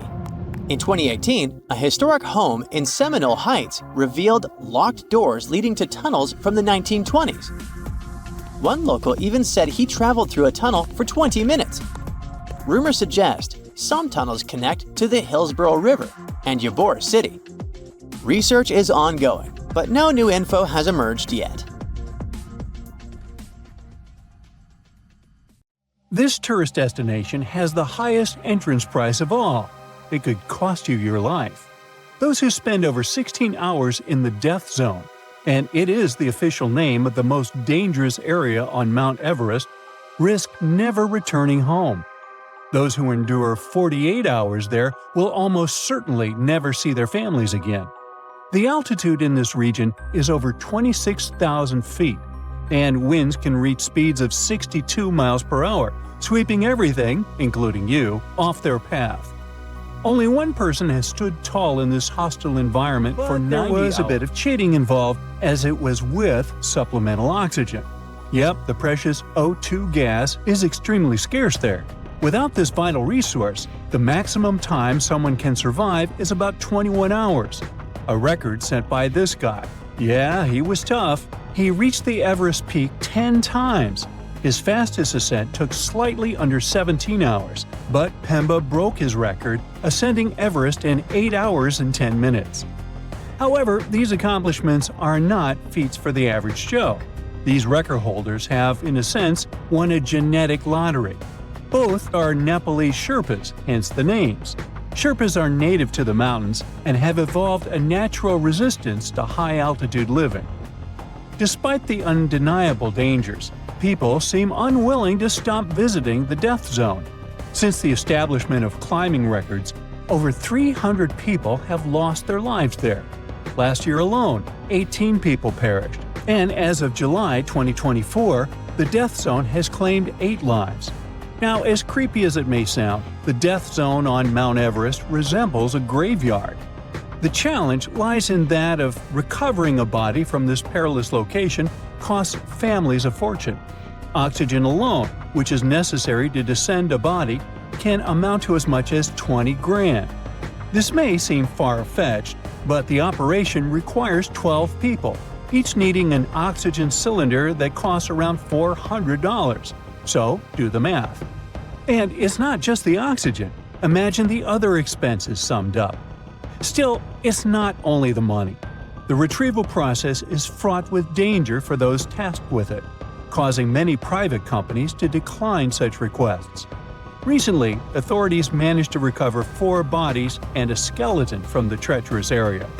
While not all of them have been identified, One body belonged to an individual who passed away in 2017, remaining in the death zone for 7 years. El Caminito del Rey in Spain, Maluga, may look like child's play compared to Everest's death zone, as reportedly it has only claimed 6 lives.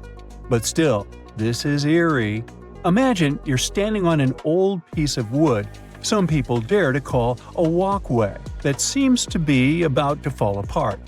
You can't really move freely on it as it's just 3 feet wide, and if you look down, you'll see nothing but a river 330 feet below you. You may want to sarcastically call it an engineering wonder, but in reality, it really is. Look, it seems like this walkway was glued to the side of a cliff.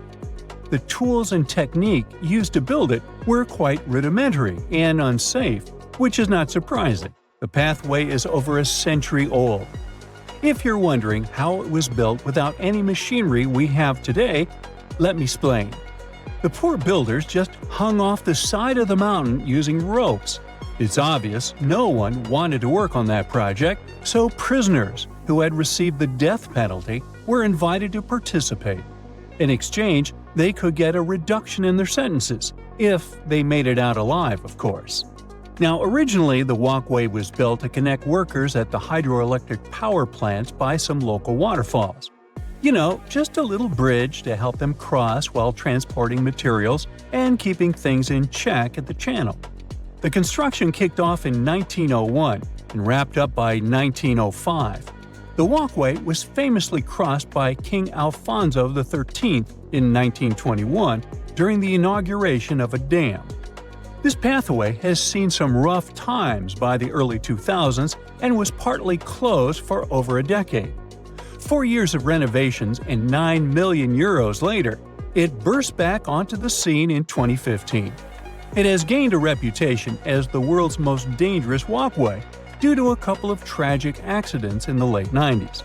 Now, you can stroll along a 1.8-mile path that hugs the edge of the gorge.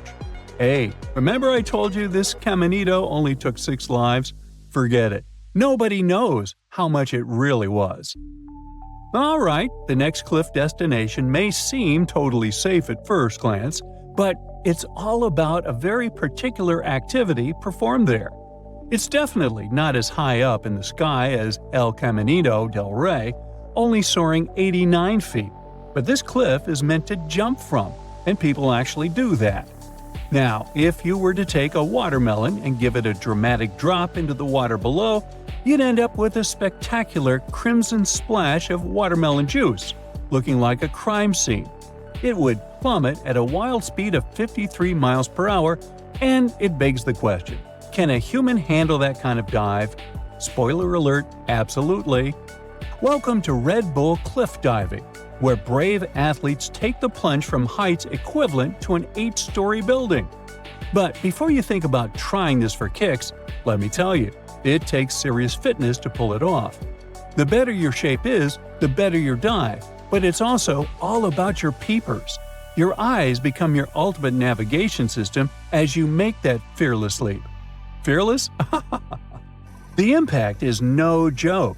If you dare to jump, you'll feel around 5 G-force on impact.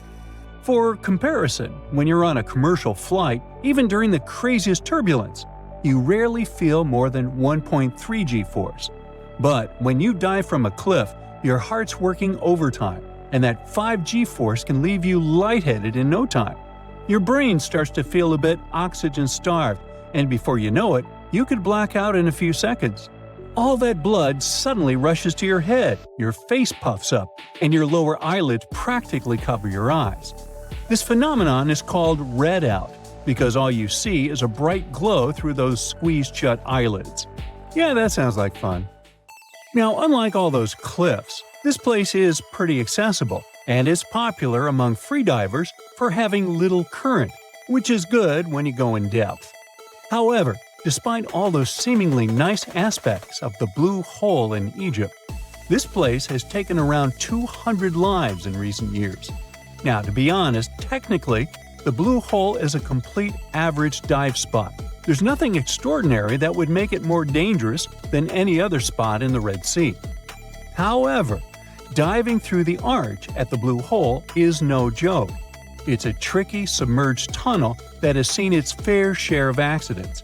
While there's no official count of how many have lost their lives here, one source estimates that around 130 divers perished there between 1997 and 2012.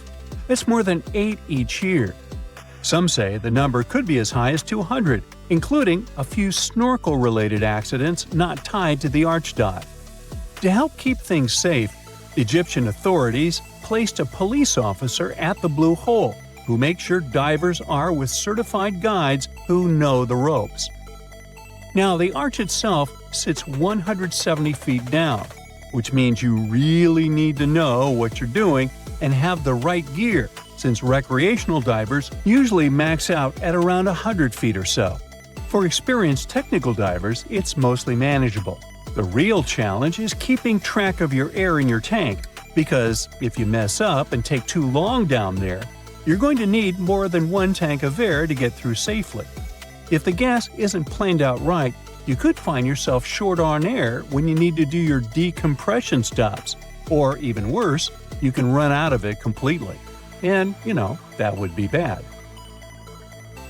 In 1991, somewhere in the lush jungles of central Vietnam, a local logger found a mysterious hole among the foliage and bushes. He looked in there and felt a strong wind blowing into his face.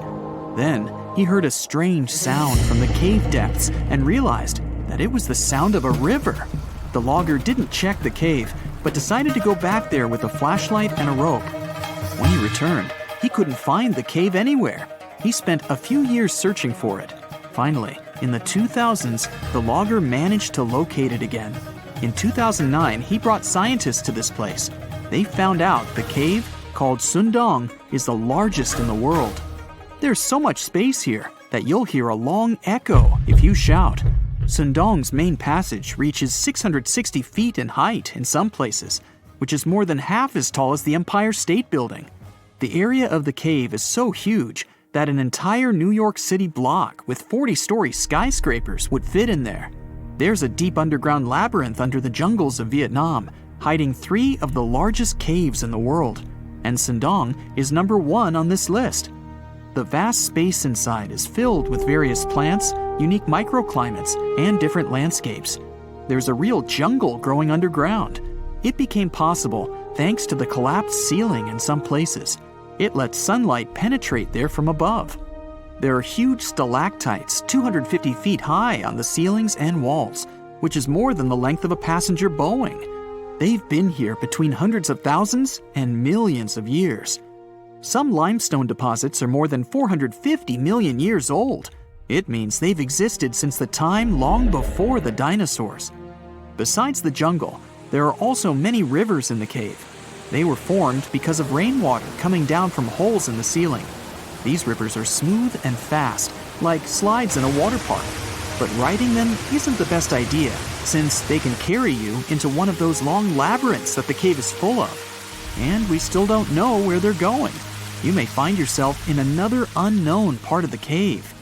This is what happened in 2018. 3 divers accidentally discovered new areas in Sundong. The cave turned out to be much bigger than everyone thought. They dove into one of the cave's lakes and reached a depth of 256 feet. At the bottom, they found a separate tunnel. Divers lowered a fishing line with a lead weight there and found out that this place reaches a depth of 394 feet, and the tunnel is more than half a mile long. We still don't know the exact size of the tunnel. Sundong also connects to another huge cave. There are lots of things you can see in Sundong besides underground labyrinths and rivers. You can find spacious rooms with lakes, and you can walk for hours along dark mountain corridors. This place is strikingly beautiful, but dangerous at the same time. And the coolest thing is that you can take a walk here. Since 2013, Sundong Cave has been open to tourists. It's not just an easy walk to take some selfies though. The expedition to the cave lasts for several days. For the first day and a half, you'll explore the 3rd largest cave in the world. And only after that, you'll reach Sundong. The path will take you through rivers, dense jungles, mountains, and rocks. You can meet many exotic birds, monkeys, and other animals. And according to many people, the way to the cave is even more impressive than the cave itself. When you reach your destination, you'll spend the next few days exploring Sendong. Together with other tourists, professional guides, and porters, you'll be sleeping in tents in different places in the cave every day. You'll see some stunning landscapes and, get ready for this, 400-million-year-old majestic fossils. There are also dark rooms with lakes that are good for swimming. Such adventurous expeditions become more popular every year. People who visited the cave call it the most amazing place they've ever seen. Another amazing cave is located in Indonesia, on the island of Flores. It's quite small, but holds amazing things inside. In 2003, a group of scientists discovered ancient artifacts here, including fossils of primitive tools, such as sharpened stones. Scientists realized that hundreds of thousands of years ago, this place was home to our distant ancestors. Then they found a very unusual female skeleton. That woman was only 3.5 feet tall. This is the height of the waistline of an average adult person. That woman had no problems with her spine or with the development of her bones, though. This and other skeletons found in the cave belong to some unknown human ancestors. Scientists called this species Homo floresiensis, or simply, Hobbit. The woman's weight was about 35 to 79 pounds. Analysis of the skull and bones showed she was about 30 years old. Hobbits probably lived on Earth between 190,000 and 50,000 years ago. There's a chance they met the ancestors of modern humans. The next cave is in Turkey. Imagine that you live in an old house and decide to make some repairs. You throw all the old stuff out of the rooms. The last place to sort out is your basement. You've hardly ever visited it and have no idea what's hidden there. But it's pretty spacious, so you decide to turn it into a room. You tear down the wall and discover the entrance to the cave. This is a tunnel that leads underground. You walk through the cave and see a real underground city. This happened in Turkey in 1963. One of the locals discovered a secret passage to a lost city in his basement. About 20,000 people could live there. There was enough space for livestock and food supplies. It's not just a maze of tunnels. There's a chapel, a school, stables, kitchens, walls, and other signs of civilization. The city was built in the Byzantine era, in the years 780 through 1180. It's not the only one down there and is connected to many underground tunnels and towns that stretch for several miles. Let's finish our journey in the strangest and most frightening cave. We're going to the southeast of Romania, near the Black Sea. Here, on a desolate wide plain, you can find a hole. This is a tunnel leading deep underground. The air inside the cave has high levels of hydrogen sulfide and carbon dioxide. Under normal conditions, the air we breathe contains around 20% oxygen, but it's only 10% here. You won't be able to breathe freely without an oxygen tank. The water and air here are poisoned. Almost no animals are able to live in such conditions, at least the ones we know about. And this cave is filled with 48 species of living organisms, 33 of which are new unknown species. Creeping things that live here can scare you, especially if you're afraid of bugs. Strange white snails and white spiders are crawling along the walls. An unknown species of leeches and transparent shrimp are swimming in the water. White millipedes with huge mustaches are creeping on the ground. Here you can also meet an unknown kind of scorpion with a transparent white body that doesn't look like any other kind of scorpion. Nothing here looks like ordinary animals at all. All creatures in the cave are white or transparent. They don't have eyes, but they have long paws and antennae whiskers that help to navigate in space. Plants can't live here without sunlight and clean air. This means that oxygen isn't produced in this place. So how do these creatures manage to survive? The answer is in the water.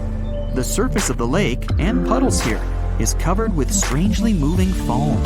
This substance is a living organism.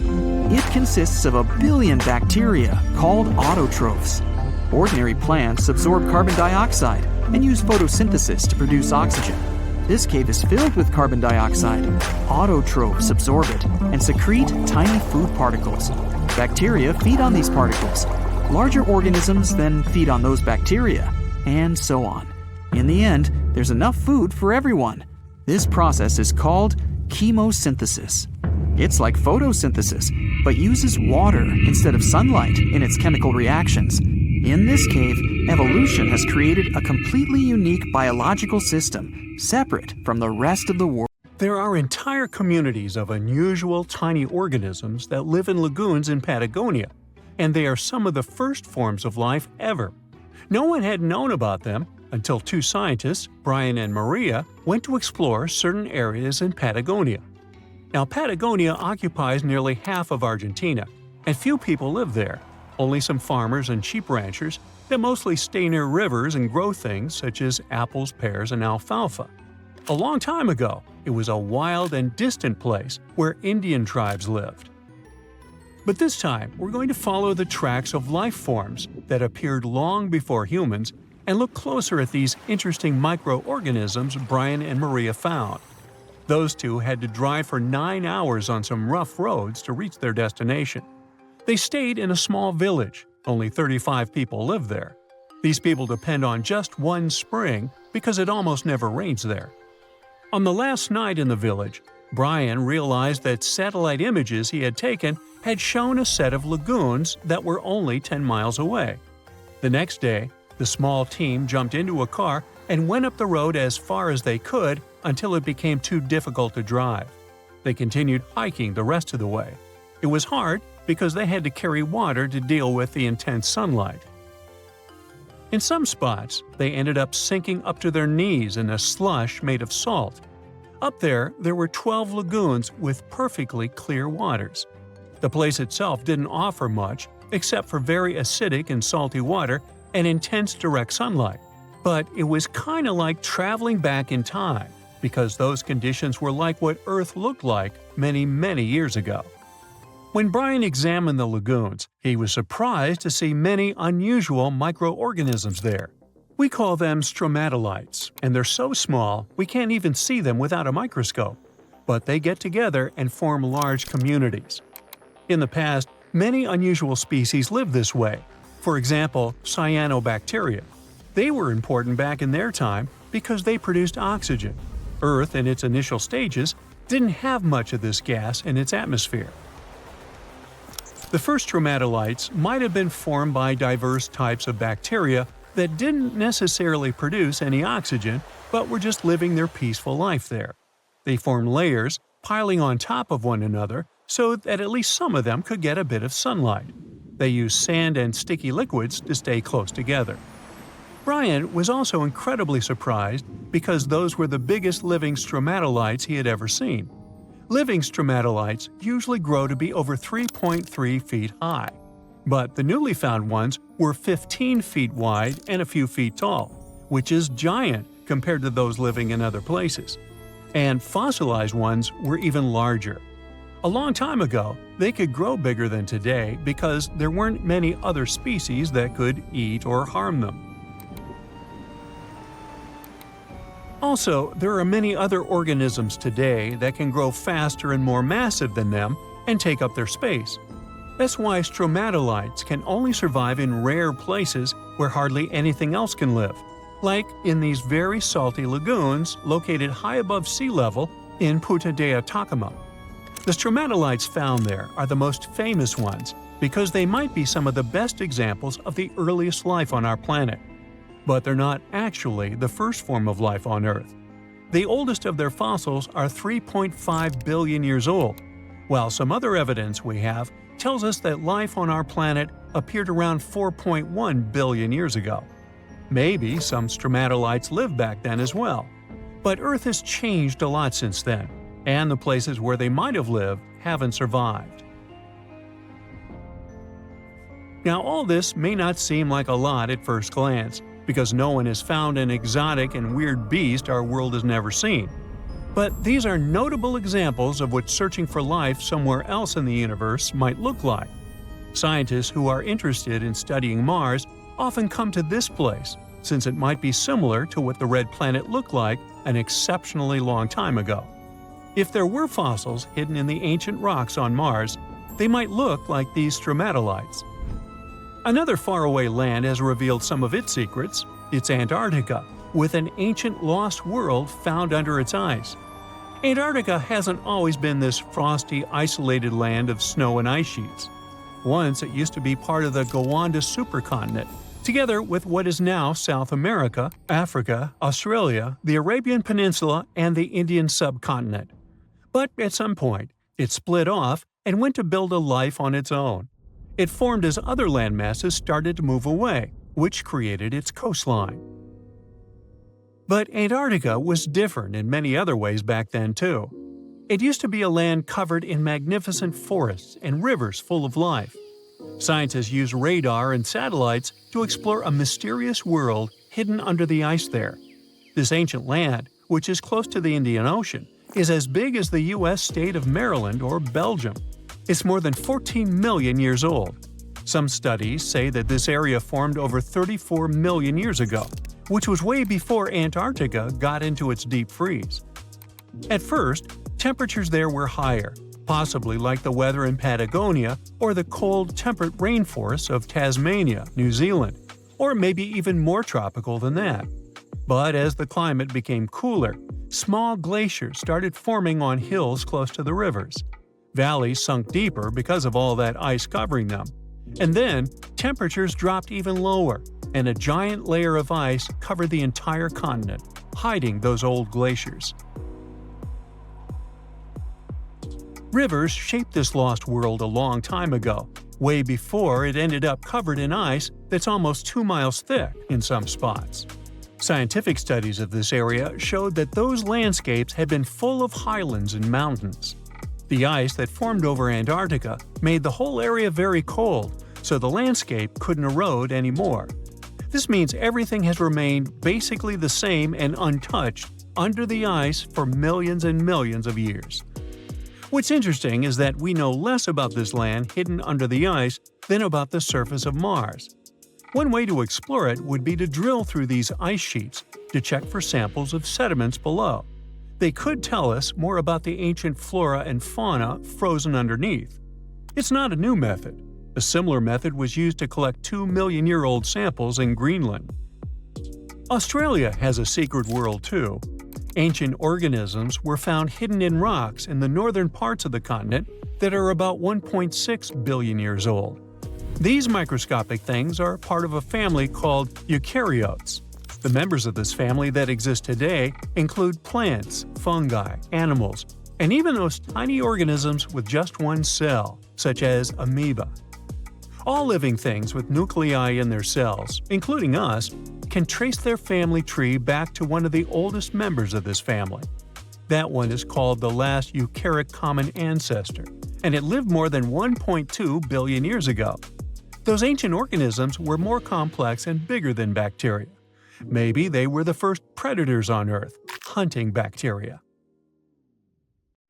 Well, there you are. The sun is scorching, you're thirsty. All you can think about is water and ancient bones under your feet. You're wandering through the Sahara, the largest hot desert on Earth. Right now, you're crossing a stretch of sand called Whale Valley. And all over these 75 square miles of land, fossils cover the ground so thickly that you can't help but step on them. Paleontologist Hesham Salam says it's an unusual picture in this place. The bones are poking right out of the cliffs, as if they're calling to you to come check them out.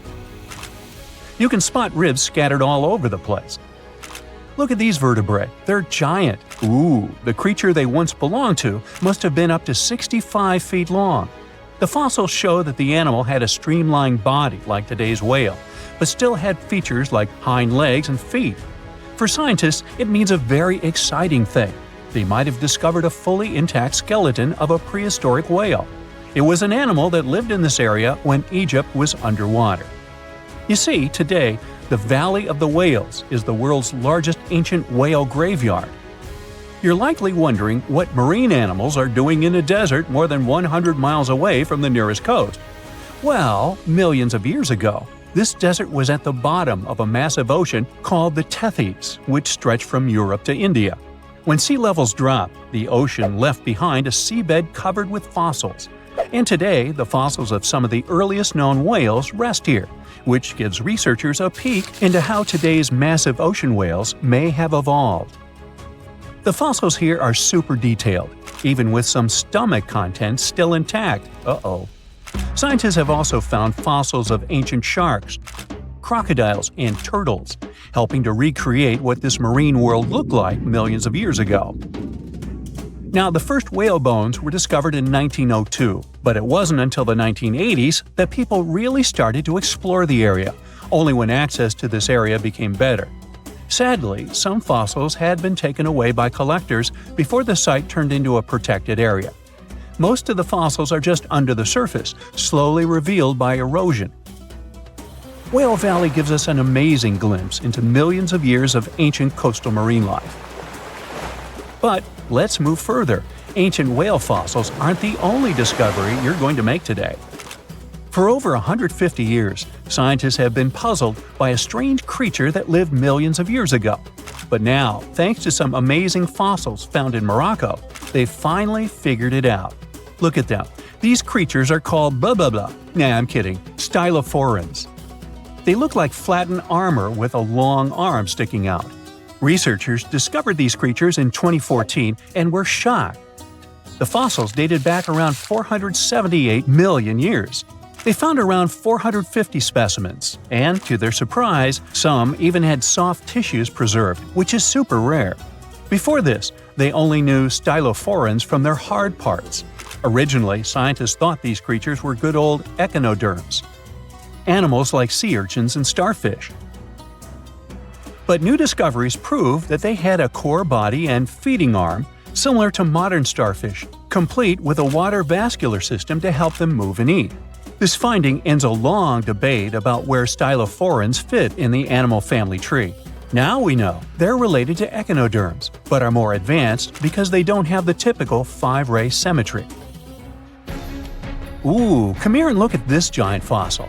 It was found in the Sahara and gave scientists new insights into the Spinosaurus, the largest carnivorous dinosaur we know about. These 95 million-year-old remains also confirm that it was the first known swimming dinosaur. The Spinosaurus had flat paddle-like feet and nostrils on the top of its crocodile-like head, perfect for staying underwater. It was a pretty weird dinosaur with a long neck, trunk, tail, and a 7-foot sail on its back, so it must have spent a lot of time in the water. At over 50 feet long, Spinosaurus might have been even larger than T-Rex. The first Spinosaurus remains were discovered about 100 years ago in Egypt, but only this new fossil, found in Morocco, helped scientists reconstruct this dinosaur for the first time. Researchers paid attention to the creature's shorter hind limbs and wide claws. These features point to adaptations for life in the water. Its snout and dense bones also suggest it was a swimmer, while its spiked tail likely attracted mates. Hey, good looking, come here often? And here's another astonishing find made in Tunisia, the remains of Machimosaurus rex. Now, so far it's believed to be the biggest crocodile ever. This ancient croc was about 32 feet long and weighed around 66,000 pounds. It was a top predator around 130 million years ago, and its skull was over 5 feet long. Now, this discovery is a big deal because it shows that these crocs stuck around longer than we thought. Before this, scientists believed that they disappeared during a minor extinction event between the Jurassic and Cretaceous periods. Now, let's go back to the fact that the Sahara was once underwater, and some of the largest sea creatures ever lived there. A study published in the Bulletin of the American Museum of Natural History speaks about an ancient body of water called the Trans-Saharan Seaway. It existed between 150 million years ago, covering parts of Western Africa. Scientists spent 2 decades trying to recreate this prehistoric underwater world. They found it was warm and shallow, home to some pretty terrifying creatures, including 5-foot-long catfish and 40-foot-long sea snakes. Yikes! The seaway was cut off from larger oceans for long stretches, which may have helped these predators grow larger because resources were always available. It's a classic case of evolution at work, leading to what scientists call gigantism in isolated environments. But all that water didn't just disappear with no trace. Under the sands of the Sahara, scientists have discovered a massive ancient lake, which they're calling a megalake. Makes sense? This lake formed around 250,000 years ago when the Nile River flooded the eastern Sahara. At its biggest, this lake covered over 42,000 square miles. It's about half as big as Kansas. They also found evidence of a smaller lake, 93 miles west of the Nile, at a slightly lower level and covering 18,600 square miles. All of this adds to growing evidence that once, North Africa had many lakes that might have created migration routes, helping early humans move across the continent. Now, in the Sahara, you can find not only fossils of bizarre animals. In May 2020, some weird rocks with greenish crystals were discovered in a sandy region in southern Algeria's Sahara Desert. When scientists checked them out, they found out these rocks weren't from Earth. They were actually pieces of a meteorite called Erg-Chek 002. This meteorite is super old, like the oldest volcanic rock ever found. It melted ages ago in the fiery heart of an ancient protoplanet that no longer exists. Researchers had recently published a study in Nature Communications, revealing that they have analyzed lead and uranium isotopes in Erg-Chek 002 and found out it's more than 4.5 billion years old. Another cool discovery made in the Sahara is quite unexpected. A few years ago, scientists found what they think are the world's oldest colors, and they're bright pink. These pigments were uncovered from rocks that are around 1.1 billion years old in the Sahara Desert. The colors came from microscopic organisms, as animals didn't exist back then. The discovery was made by a PhD student who crushed the ancient rocks and analyzed the pigments. These pink pigments are actually ancient chlorophyll from photosynthetic organisms that lived in an ocean that's long gone. Researchers are now sure that this finding could help explain why larger, complex creatures showed up much later in Earth's history. Before these colors were discovered, scientists didn't know what was missing in the food chain that delayed the evolution of larger animals. Now they understand that tiny cyanobacteria were at the bottom of that chain. Apparently, this discovery is not just about finding some old pink stuff. Scientists believe it's a breakthrough in understanding the history of life on Earth. Ooh, so check this out. Researchers just found some super old footprints from a family of extinct humans, like we're talking 300,000 years ago. The prints belong to a group of Homo heidelbergensis. Ooh, that's a tough one, but I nailed it. So those dudes were pretty advanced for their time. They were building homes and hunting big animals. But unfortunately, they couldn't handle climate change and disappeared about 28,000 years ago. No, they weren't sissies, trust me. The weather was really tough back then, and they couldn't just go grab a down jacket like you do. So, the University of Tübingen crew made the discovery in Germany, where they found the perfectly preserved prints in a forest by a lake. Apparently, elephants, rhinos, and other critters used to come relax by the lake, and so did this Heidelberg family. The scientists believe they were probably just a family outing rather than a group of adult hunters, since there were little kid footprints too. And depending on the season, they could munch on plants, fruits, leaves, shoots, and mushrooms around the lake. Experts even found tracks from an extinct elephant species that used to weigh up to 13 tons. Now, can you imagine seeing one of those in person? Just so you know, 13 tons is about 45 times as heavy as a pig. Oink. They were digging around in Schöningen when they stumbled upon some elephant tracks that were 21 inches long. That's like the length of a really big ruler. They even found wood fragments in the ruts that the elephants had left behind. But wait, there's more. They also found a rhino print from the Pleistocene era, which is pretty wild. It's the first time they found a footprint from this particular species in Europe. Who knew rhinos had such big feet? Except those whom the rhino stepped on. Meanwhile, over in New Mexico, some British and American archaeologists found some ancient human footprints that date back 23,000 years. They used radiocarbon dating to figure out when these footprints were made, and it turns out they were stomped into the mud during the last glacial maximum. That's when ice sheets covered much of North America and sea levels were lower than they are now. Now, we've always thought that humans first made their way to North America between 13,000 and 16,000 years ago. But these footprints suggest that our ancestors were wandering around way earlier than that. Some people even think that humans might have been hanging out in North America as far back as 33,000 years ago, although not everyone is convinced. Alrighty, if there were footprints, there must have also been some shoes too, am I right? Well, researchers may not have found signature Gucci loafers, even though they've been around since 1953, but they did find a cave in Armenia full of ancient artifacts from the Copper Age. And guess what? Those artifacts included a seriously well-preserved shoe that's now the oldest footwear ever found. That footwear was made from a single piece of cowhide leather, which is pretty rare today, despite all the fancy schmancy technological upgrades we've got today. Talk about premium quality. Currently, the coolest modern-day designer shoes are trying to copy this hole-cut technique. The shoe was also rubbed with some kind of plant or vegetable oil for extra durability, and it even had shoelaces that crisscrossed through a series of holes, just like our beloved sneakers today. The shoe was about the size of a woman's US 7, so we're guessing it was tailor-made for some fancy-pants wealthy person. Can you imagine rocking these feet whips back in the day? They were possibly the talk of the town. Now, since we're talking about shoes, have you ever had that gross feeling when you step in something sticky? Especially if you're wearing a brand new pair of white sneakers? No, not what you're thinking. I'm talking about chewing gum. It's a total buzzkill to have it stuck to your shoe. A super cool British archaeology student named Sarah Pickett found a 5,000-year-old piece of Neolithic chewing gum made from birch bark tar while on a dig in Finland. It even had tooth marks in it.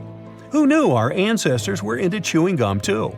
Apparently, birch bark tar has antiseptic properties, so it's believed that Neolithic peeps chewed it to help treat mouth and gum infections. So it looks like people have been spitting out gum since the beginning of time. Ah, what a tradition. Prehistoric designers had way more than just shoes to offer to prehistoric fashionistas. You're not going to find such a statement piece in the mass market, and I'm not sure about high-end boutiques either. Yep, it's supposedly the oldest purse ever found, and yep, those are dog teeth used as decorations for a handbag. According to one of the archaeologists, these teeth were all the rage back in 2500 BCE. People were putting them on everything, from clothes to jewelry. But this particular handbag was something special. It had over a dozen sets of teeth and was super fancy, which means whoever owned it was perhaps a VIP. Unfortunately, the purse itself didn't survive the test of time.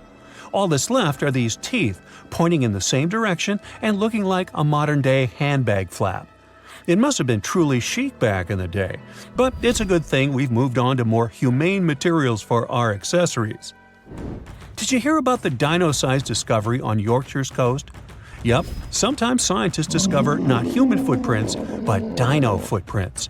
This time, they found a record-breaking dinosaur print that could have been left by a predator taking a break 166 million years ago. Can you imagine a T-Rex lounging on the beach with a smoothie in hand?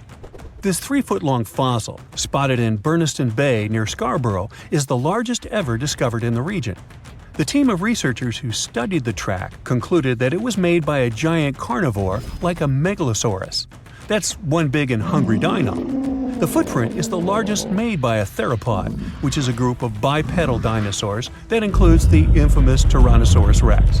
So, we're talking about some seriously big and scary creatures here. A paleontologist from the University of Manchester said the discovery had shed new light on the behavior of these carnivorous giants. Apparently, features of the footprint suggest that this large predator was squatting down before standing up. Maybe it was doing some yoga or taking a bathroom break. Who knows? Another archaeologist, Marie Woods, stumbled across the print while collecting shellfish on the shore. She said she couldn't believe what she was looking at. I mean, who would expect to find a giant dinosaur print while picking up some clams? It's lucky that Ms. Woods and Rob Taylor, a local fossil collector, rescued the fragile print from the shoreline. Experts warned that it was at risk of being lost to erosion or landslides. Now, plans are in motion for the footprint to go on public display at the Rotunda Museum in Scarborough. But there's some more dynamite news. Several drought conditions in Texas have revealed ancient dinosaur footprints that are over 100 million years old. Multiple dinosaur tracks belong to the dinos were recently discovered at Dinosaur Valley State Park in northwest Texas. The droughts have caused a river running through central Texas to dry up almost entirely, which is how these prehistoric prints were finally uncovered. This guy was a real beast, measuring 15 feet and weighing in at 7 tons. It used to roam the area over 113 million years ago, according to the state park. About 60 prints from this dino have been revealed due to the drought, with an estimated 140 tracks from the dinosaur in total. But that's not all. Prints from Sauroposeidon were also discovered. This creature was a massive 66 feet long and weighed about 48 tons when fully matured. Experts believe that the Acrocanthosaurus preyed on Sauroposeidon, which explains why their prints were found together. There's a weird thing though. Sauroposeidon was bigger than Acrocanthosaurus. Can any professors please explain to me why the smaller dude would munch on the bigger one? For more than 3,000 years, the gold mask of Pharaoh Tutankhamun stayed hidden in the Valley of the Kings. This artifact, which stands about 21 inches tall, shows how skilled and artistic the ancient Egyptians were. But nobody expected that X-rays would reveal its biggest secret. King Tut was the last ruler of his family during the 18th dynasty. He took the throne at just 9 years old, but ruled for only 10 years before he passed away unexpectedly. If we're being honest, back in ancient Egypt, he was mostly forgotten by the rulers who came after him. His tomb wasn't a big deal for them, so much so that even the grave robbers forgot about him. It might sound a bit sad, but the truth is that it was actually great news for us. Since his tomb was practically forgotten, it ended up being perfectly preserved. While the other tombs in the Valley of the Kings were looted, his remained sealed and untouched. So, when it was discovered back in 1922, it had over 5,000 precious objects inside. That made Tutankhamun basically an instant celebrity and one of the best-known pharaohs nowadays. Among the treasures was the most stunning piece, his golden mask.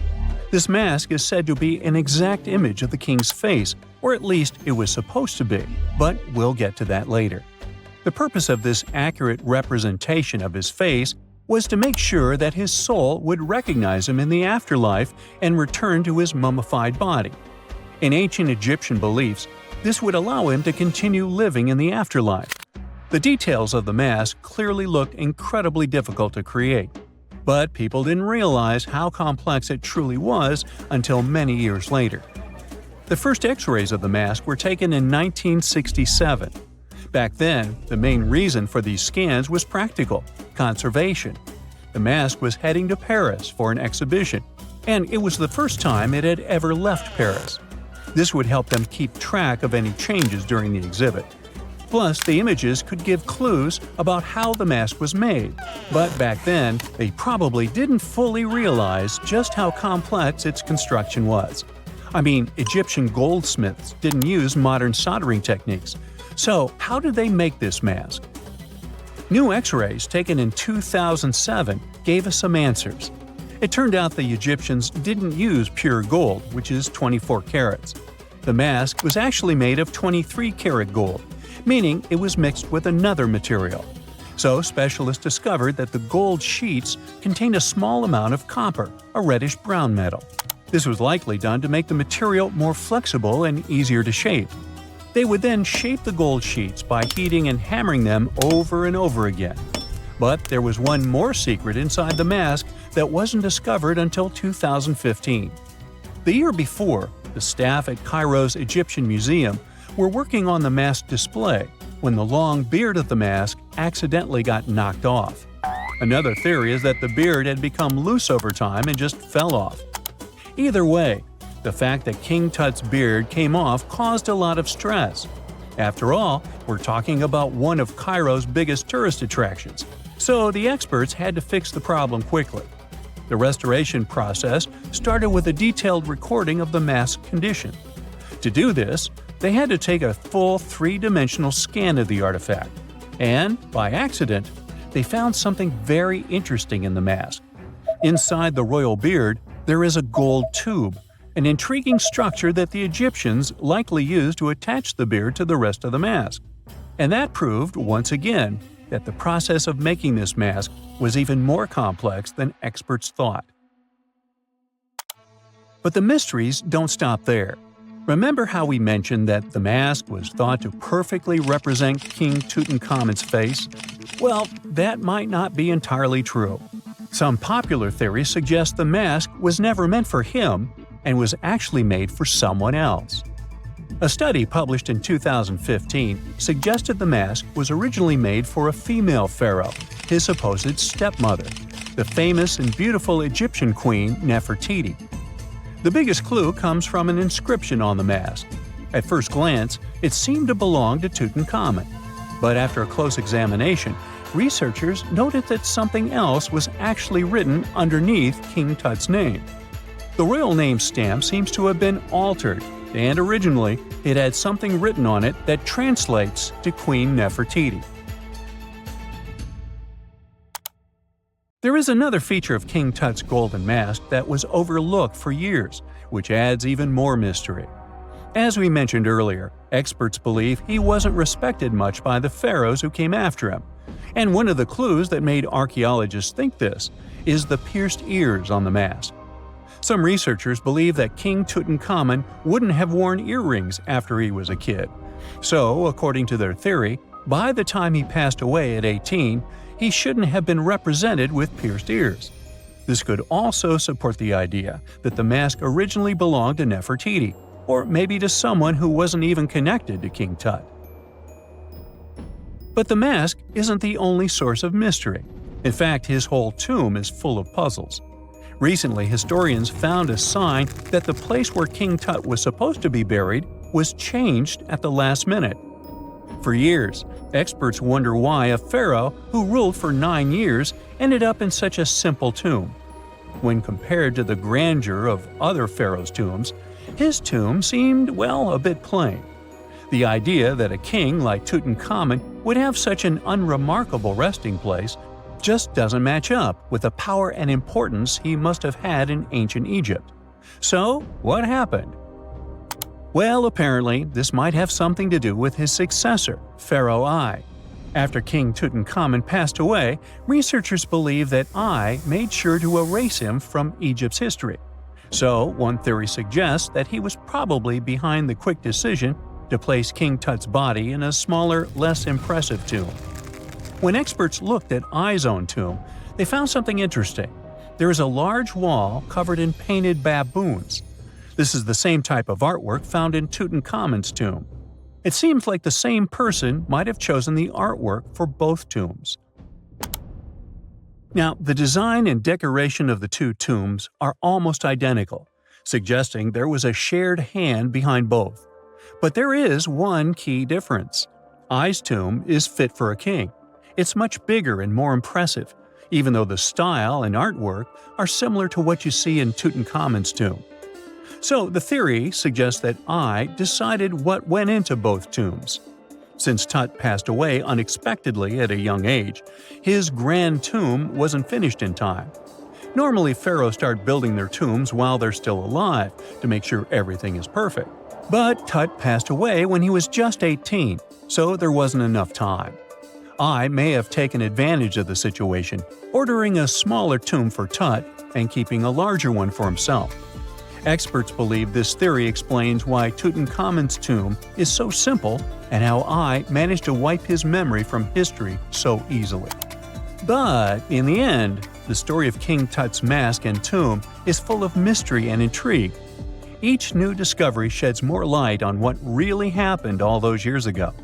But one thing is for sure, the secrets of ancient Egypt still have much to reveal, and King Tutankhamun will continue to fascinate people for years to come.